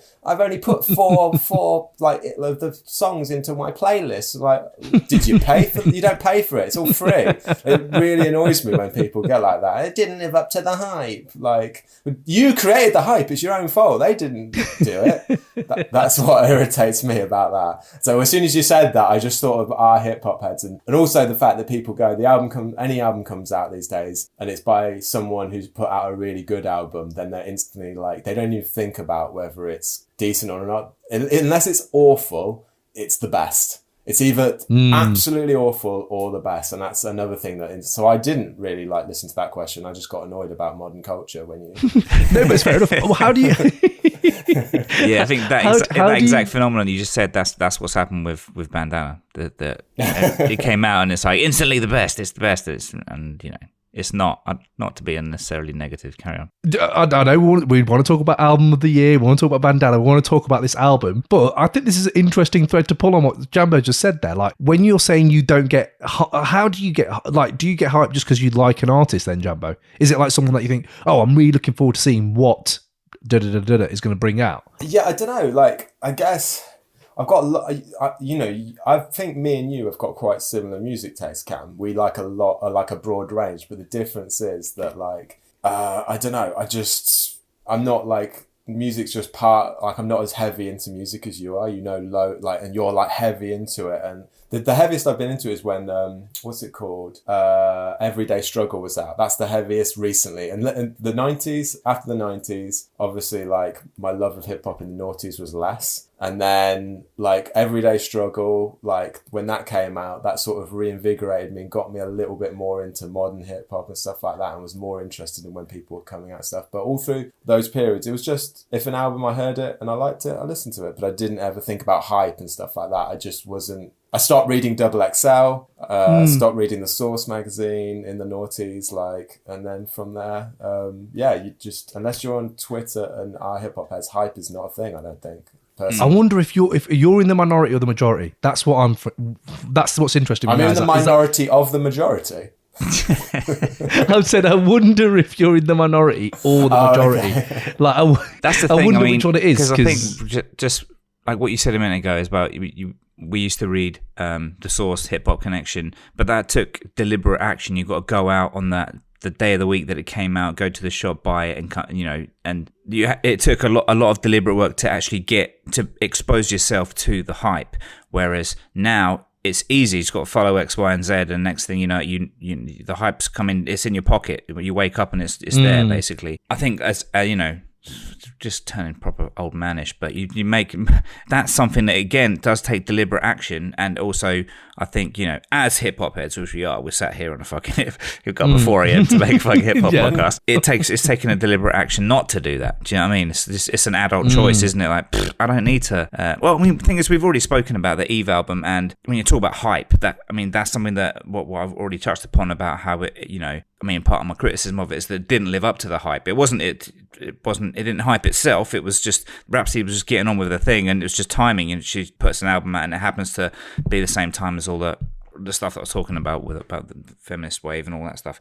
I love the hype. I still love getting excitement. I do. Like, really, you love the hype. You should make a podcast. Oh, hang on a second. There you go. Yeah, brilliant. Well, if it was up to me, mate, we'd be doing album reviews every week because there's always an album out every week. I'm like, oh my god, this could be. So I am the other end of the spectrum. Well, you are the hype. That's the difference. No, I think I'm quite level-headed. But no, you're not. The way you went on about fucking Bandana, Jesus Christ, it's just not. Mate, I haven't. Okay, let's do it. Let's do it then, right? So thank you for veering off into that little section with me for a second. I've got one more thing to say about it. Go on. I think mods love to put someone up on a pedestal, and I think that's what, and music especially, we literally stand there like at a lower level in a live venue with loads of other similar proles, and we look up a little shining god on the stage. And then when we like, oh, they're amazing. And then people are like, oh, the new album's coming out soon. And then it comes out and their God's disappointed. And I hate you, God. Like, this is what people are like. And it really annoys me. And like, I want to get away from that. So like, yeah, I find all of that stuff a little bit creepy when people get so upset about, like when Chance the Rapper's album comes out and they're like, people are literally wanting him to kill himself. Like, it's just, I mean, it was a bad album. Let's be I messaged that out of love, mate. I didn't mean to, Chance, you fuck. A completely overrated artist there, by the way. Chance the Rapper. Completely overrated artist, did you say? Yeah, completely overrated. He is. Like, acid rap is fucking amazing, but where it's gone, that's where the hype can take someone and you get let down. Like, that's what's beautiful about Madlib and Freddie Gibbs, going back to this album. When you say they're hyped, they're not really, like, this album is hyped because Pinata was so good, but when Pinata dropped, it wasn't hyped at all. It was like, oh, interesting, let's see. And it's because it's a modern classic, everyone started banging on about this one and the next one that's going to come in the trilogy. But if we're talking about the album then, lads, I've said my little piece. Go on, one of yous. Ray, have you changed your mind on this album since we reviewed it back in, I think it was August or September time? No. All right then. See you later then. Bye. I mean, don't get me wrong. So coming back to it, there's some. Initially, my response to having to listen to it again was a bit like, for fuck's sake. It was like hard work. But there's a couple of tracks in, like from freestyle shit is I'm feeling that. That's you felt that first time. Yeah, and it was like a nice reminder that it's all right. But I find a lot of this album is. Bearing in mind, so, I don't want to veer too much into my albums, but obviously we're talking about the new Gang Starr album, one of the best yet. And that's something that I wouldn't say it was massively hyped, but I'd say that lived up to the hype, what hype there was. But we didn't know it was coming. We didn't know it was coming. No, exactly. So it was kind of self-hyped with the single releases. But anyway, we'll get into that later. But part of what I would say about that is it's really accessible because of Guru's style, because what's your phrase? Freddie Gibbs is a heavy lift by comparison because you've really got to fucking concentrate to listen to his try and fit a million words into and how he flows, and it's just like I'd say about Bandana is it's an ambitious album. It is, and I think they tried to do a lot with it, and with the beats changing, I do like that when it's done well, but it's done quite often on this, and I don't know, does it become a bit formulaic? I don't know. What do you think the formula of beat switches is it gets to you? Like, I feel like it's something that shouldn't be relied on. I feel like it's something that when it. I don't think he relies on it though. Yeah. I think I know what Ray wants. What Ray wants is intro, bit of scratching, first verse, then either a chorus or scratching, second verse, then chorus, same chorus and scratching, then third verse, then outro done, and they like that 20 times in a row. right? 20 has to be 20 tracks on an album. If anyone wants to know, that's me giving us under the radar diss to Sincerely Detroit. I thought that's exactly where you were going with that. So, I think Ray likes Formula, but I do think, Ray, a little bit of you, it's nice that you listened to this album with me and we did a track by track review of it, because it felt like to me maybe Ray's taste will grow a little bit. No, not in a bad way, but like grow a little bit. Give him a towards pat on mine. the head, Cam. Well done. No, not feel like that, but hopefully grow towards mine a little bit more. Because we have similar tastes. I'm just taking some deep breaths and just taking a moment. Sorry, I was a bit unfair earlier. What I was unfair about was I said scratching your chorus, and when I should have added chanty chorus as well. Just a chant, not singing. He does like a chanty chorus. I mean, Ray, come on.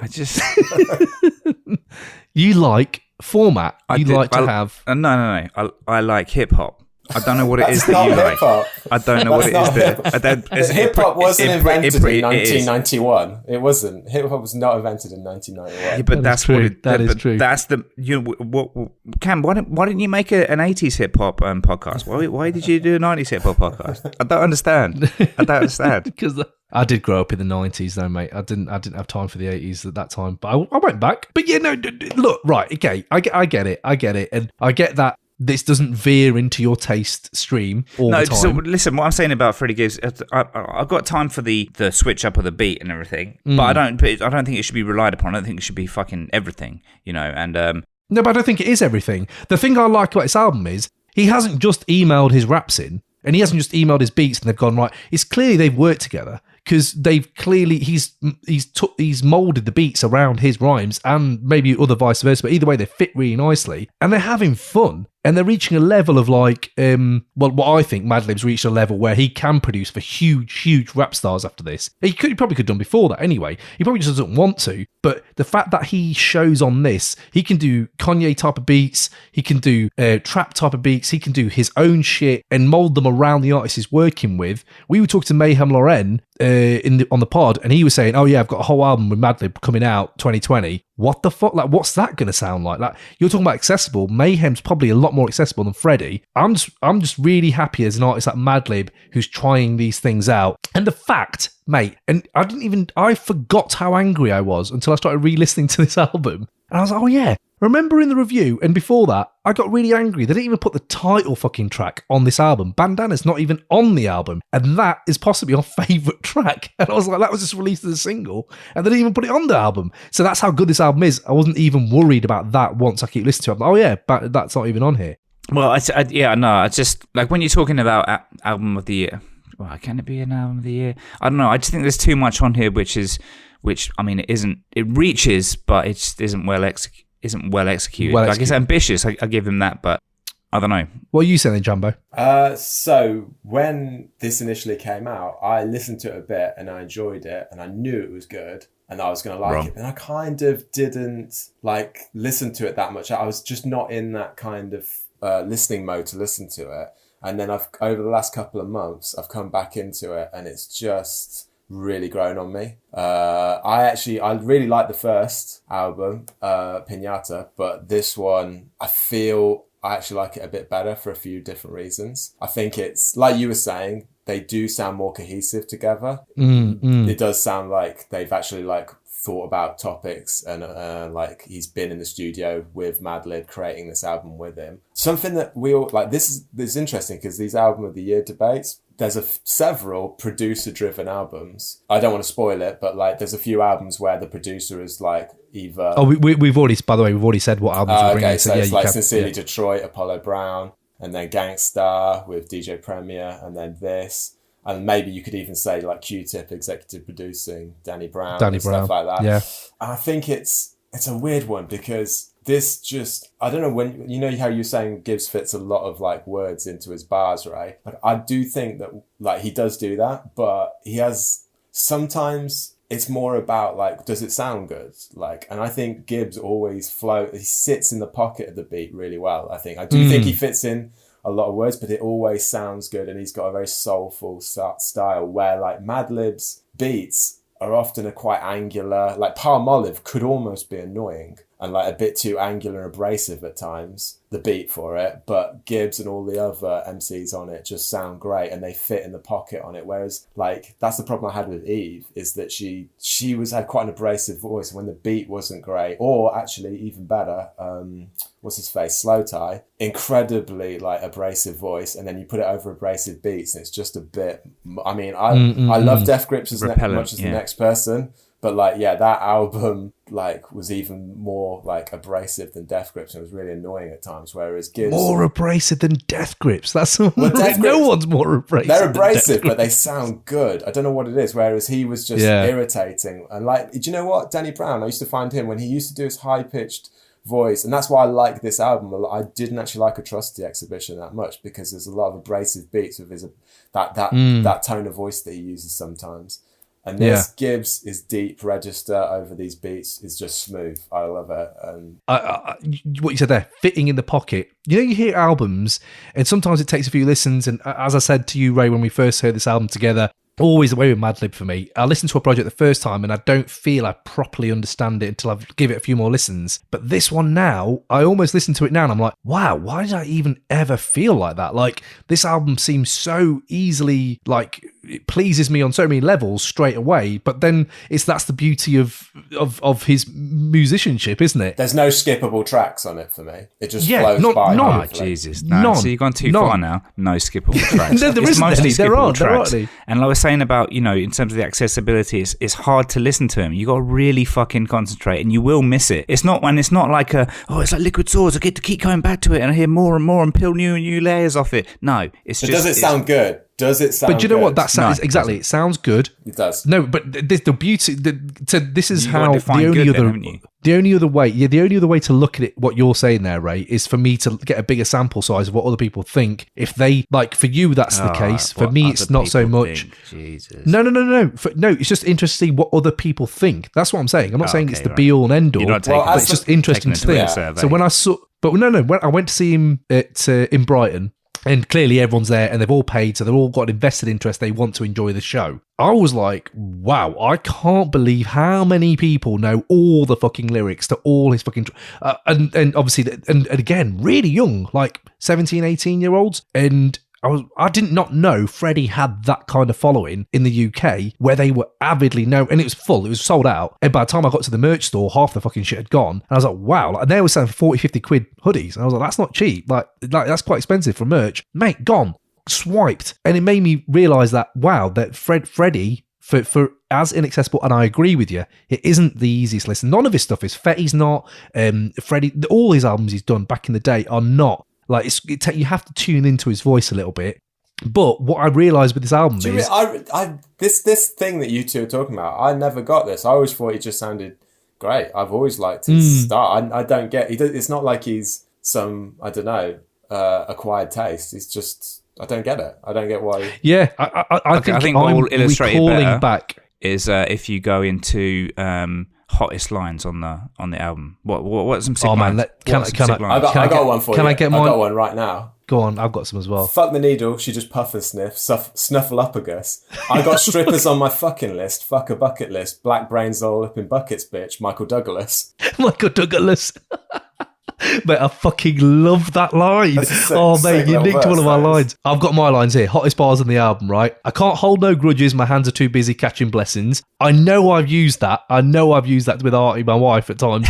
Being like, can't hold no grudges. My hands are too busy catching blessings, right? The other one is just one of my favourite bits is when he just goes, shut the fuck up. And it makes me, I need to use that more in life. I've got one. Go on. I heard in the car the other day, just like I hadn't like sort of peeped it, but sit your $5 ass down before I make some change. That's a good line. You got to enjoy that, right? That is a nice line. Yeah. Okay. You got to enjoy that. Okay. Right? Pulling strings with my pinky rings, crack numbing up my fingertips was one I brought in the review, and to now, just someone pulling strings with their pinky rings is the most gangster thing I think I've ever thought of. It's like, yeah, that's the most gangster thing. Yep, you're right. But that's what I mean. Like, the lyrics do land. I think I'm recalling back to when I first heard Freddie years and years ago. Now I tune in because I've heard him so much. But I do remember at that time, Jumbo, I was with Ray where I was like, yeah, taking me a minute to tune in, but maybe I didn't listen to a lot of modern rappers as he was modern back then. You could worry this is one tone lyrically and content-wise, but this is actually a really great rounded portrayal of Freddie. And it's got vulnerability, doesn't it? It's got a lot of vulnerability. Mate, the stuff about the guy getting stabbed up in the arcade. The stuff about him cheating on his wife as well. Have you heard that? Like, that track's pretty interesting, I thought. Yeah. And the fact that it doesn't have as many features as Pinata really helps. I think that really helps this, because it makes it about him more, and Madlib. And Pinata features all over it. But you know what, Jumbo and Ray, I know one thing that I did the other day where I was like, you know, it's very easy to forget about albums of the year from 2016, 2017, 2015. And I thought, you know what? I'm going to double up with Daytona. I put this on, then I put Daytona on the back end of it. Mate, that is an amazing double header of like 2 listens in a row. That's a lot of cocaine. There's a lot of coke. I was doing shitloads of cocaine at the time, so maybe that marred my thinking. But yeah, man, that shit. Those two go well. This is a lot more like Daytona than I thought initially. But yeah, man. Well, it's interesting they've got the connection where like Madlib did like beats. This the initial one was beats that were leftovers from Life of Pablo, wasn't it? Yeah, that's it. And you can see how great he could be, like on a like mass appeal level. But I'm so glad he doesn't do that, because it's kind of ours, isn't it? It's like, yeah, like not everyone knows the Palm Olive beat, but that could have easily been on Pablo and everyone would fucking know it. Yeah. And Kanye would have ruined it with a fucking shit verse. Don't besmirch Kanye. Why? He believes in God. So I'm not besmirching Kanye. I love that lucky album. Pablo's a top 3 Kanye album of the year pod. I think everyone's lucky that you didn't do that. Good call. We're gonna talk about honorable mentions, mate. But there are 3 tracks on that album. Yeah, there's some absolute bangers on that. Yeah. There's some musical bangers. But I was going to say that tune "Practice." I really enjoyed that. And it was kind of interesting because have you heard that track? I can't remember which album it is off. The one where he talks about his wife bringing him books in prison while he was in Berlin. Was it Berlin or he was in? Or was it Austria? Was that? He was in I think it was Berlin, mate. I think you meant the right first time. I don't know, but anyway, he was in one of those countries. I think it's the album with where he's got the not the army jacket, like the green jacket on the cover. I can't remember what the album's called, but I think that's the album you're talking about, because I remember that track. His wife, and then a few years later, he's bloody cheated on her again, but at least he is talking about it, which I thought was quite interesting. You know, he's obviously a bit cut up about it, but then I did a bit of research and I looked up. Do this now with me. Just look up Freddie Gibbs' wife. See whether it comes up. Okay. There's a really good picture of them. It's there on the like red carpet. Have you seen? Have you got that picture? Got that one. Look at Freddie's face where he's like, "Oh shit, I've done something wrong and I'm getting away with it somehow." That made me laugh. Yeah, that's true. Also, his wife's really fit. Yeah, exactly. And then also, his wife's name is Erica, and she's the daughter of a famous football player called Eric. He named his daughter after himself. That just made it just was a bit weird. That's all. This is the rabbit hole I went down. that is an incredible rabbit hole. To be fair, look at Freddie's face. That's not gangster, is it? That's not gangster at all. That's the least gangster thing he's done. Everyone Google search this now. Yeah, that's the least gangster thing. That's the least hip hop thing he's done in his life. He's I think, very nervous there because he stood next to her dad. He's very nervous. He's very nervous. But do you know what, mate?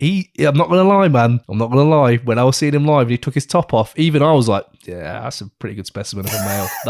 That is a pretty good specimen of a male. There's a woman next to me who exhaled unlike any person I've ever heard exhale. She's like, like that.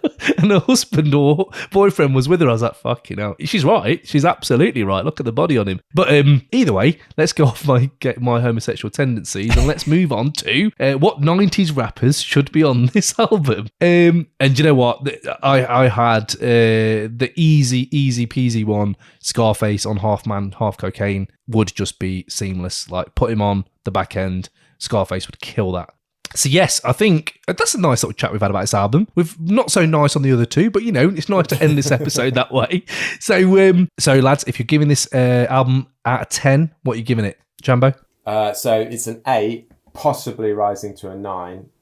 I'm still getting into it and enjoying it. So it's an 8 for now, but I really like this album. Okay, go on, Ray. What you got? It gets a 6. A 6 out of 10. Because so what was it? So it's still the highest out of the other two, isn't it? Yeah. It's highest out of the I other think two. Eve got a 4. It was 0. And Slowthai 4. got a minus 200. Yeah, exactly. So 6. Because it's not if obviously I'm going with 5 being halfway. Is it better than halfway average? Yes, it is, but only just. So it gets a 6. Can't wait to talk about your albums. I love them. I love all 3 of them. The way you said that was really menacing, Cam. Like you were going to really do him, and you were going to change what you thought just to spite him. No, I'm going to really kill you with love. I'm going to love your albums to death. You're going to hate your albums after I've gone after them with love. Right. Okay, Ray. Have you got the timer, mate? Yeah. You ready? 3, 2, 1, go. We are living in a time of great genius, and key figures in the musical landscapes are Freddie Gibbs and Madlib. This should be regarded as a modern classic already, with its ingenious beat making, fascinating lyrical wordplay, and its potent mixture of soul, drug rap, and sampling from another fucking planet. Bandana stands out in 2019 as the album everyone wanted to make, but only 2 men could. Boom. It's quite good, mate. 3 seconds to go. That's the one I actually thought about. That's the one I actually gave some time to. But yes, so even you didn't believe the other 2 albums were album of the year. You just didn't put any effort into their conclusion. No. They are my most listened to. But Bandana, man, you've listened to them more than Bandana. No. Bandana's my most listened to. Like Bandana is clear head and shoulders above everything. But I had to pad it out with 2 more. You had to listen to it because we did a review on it. So. Right, anyway, let's get to the conclusion.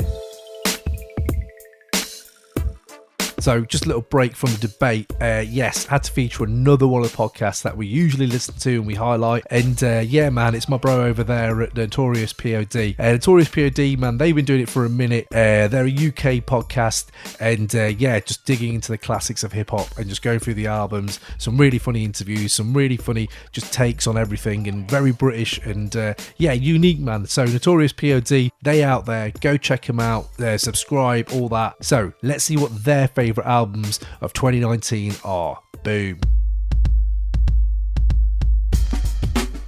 What's going on, Crate 808? This is John Bass from the Notorious POD, a hip hop podcast. For those of you who don't know, we are another hip hop podcast. We've had Crate 808's very own Cam on with us to talk Dr. Dre's The Chronic. We review some of the classic albums in hip hop and just talk about our memories of them and all the fun stuff that goes alongside our memories of these great albums. So we've done everything from Wu-Tang 36 Chambers to Jay-Z's Black Album, The Chronic with Cam, Slim Shady LP, a number of different albums. It's a lot of fun, so check us out. We're everywhere, iTunes, Spotify, etc. Got so much love for Crate 808, love what Cam's doing, and he asked me to give a little bit of thoughts around some of my favourite albums of the year. I am very open about my bias towards the golden era of hip-hop, and boom bap hip-hop particularly. So when Premier said that he was going to release a new Gangstar album in November, as you can imagine, I was kind of blown away.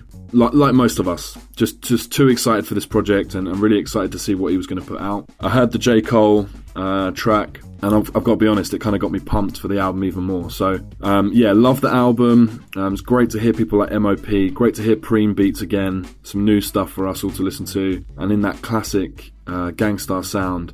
Hearing Guru and Preem together is always such a joy. It's the first time we've heard them properly since 2003 from the owners, I think. So really nice for them to be back. Love the album. Just thought it was amazing. First half is a lot stronger than the second half, in my opinion. But I just love hearing that classic boom bap Premier sound, which for me is the sound of New York hip hop, certainly. So absolutely great. So yeah, just big up to the Crate 808 guys. It's amazing to have so many great hip hop pods out there. And it's been a pleasure having Cam on. And eventually I am going to come on Crate 808. We're going to do a little Notorious POD Crate 808 takeover, some sort of collabo episode. It's going to be mad. So peace to everyone, have a great Christmas and a prosperous new year. Peace. So here we are, man. Rapsody, Eve, Slowthai, Nothing Great About Britain, Freddie Gibbs and Madlib, Bandana. I'm going to tell my personal truth, album of the year, Bandana for me. The other two are great, fucking brilliant albums, but for me, Bandana's moved me more than anything else that's been out this year. Jay's Midwinter, what are you saying? It's Bandana, obviously, by a country mile. out of those Country three. mile. Ray, I'm interested. What Yeah, you got no, to it's say? Bandana. Same by a country mile, by a city mile, by any mile. It's Bandana. Yeah, just because. Well, it's only about 2 points. That's more You gave because it the other 6. two You are gave so. Rapsody 4. It's because the other two are so bad. It's not because it's particularly good. Right, so can we just put this to bed then? We're going to say Bandana, album of the year. That's one of Crate 808's album of the year is Bandana by Freddie Gibbs and Madlib, MadGibbs. So there you go. That's the first episode. We've got 2 more to come up. Hopefully you're enjoying it this Christmas period. It's all very festive. You can tell we're here just to keep you going, you know, whilst you're eating your mince pies and all that. Next up, we're going to have Ray's albums. And before we move on to that and before you switch this podcast off, just remember, go to Crate 808. They're going to switch it off. They will. Go to crate808.com. All our bits are on there. Instagram, Twitter, email, whatever. Check our back catalogue out. Please rate, review, and subscribe. And yeah, man, out here, show us the love. Big up Grindhouse Music for doing the music on here. Big up all yourselves for listening and for sharing. And just, yeah, man, Merry Christmas, Happy New Year. And yeah, see you later. Yeah, see you later, Jumbo. Snuffle up, I guess. Nice. See you later, Ray. See you later. Boom, boom, boom. Fucking Freddie Gibbs Madlib in the fucking Crate 808 album of the year. I knew I'd get it in. Yes. Blah, blah. Peace.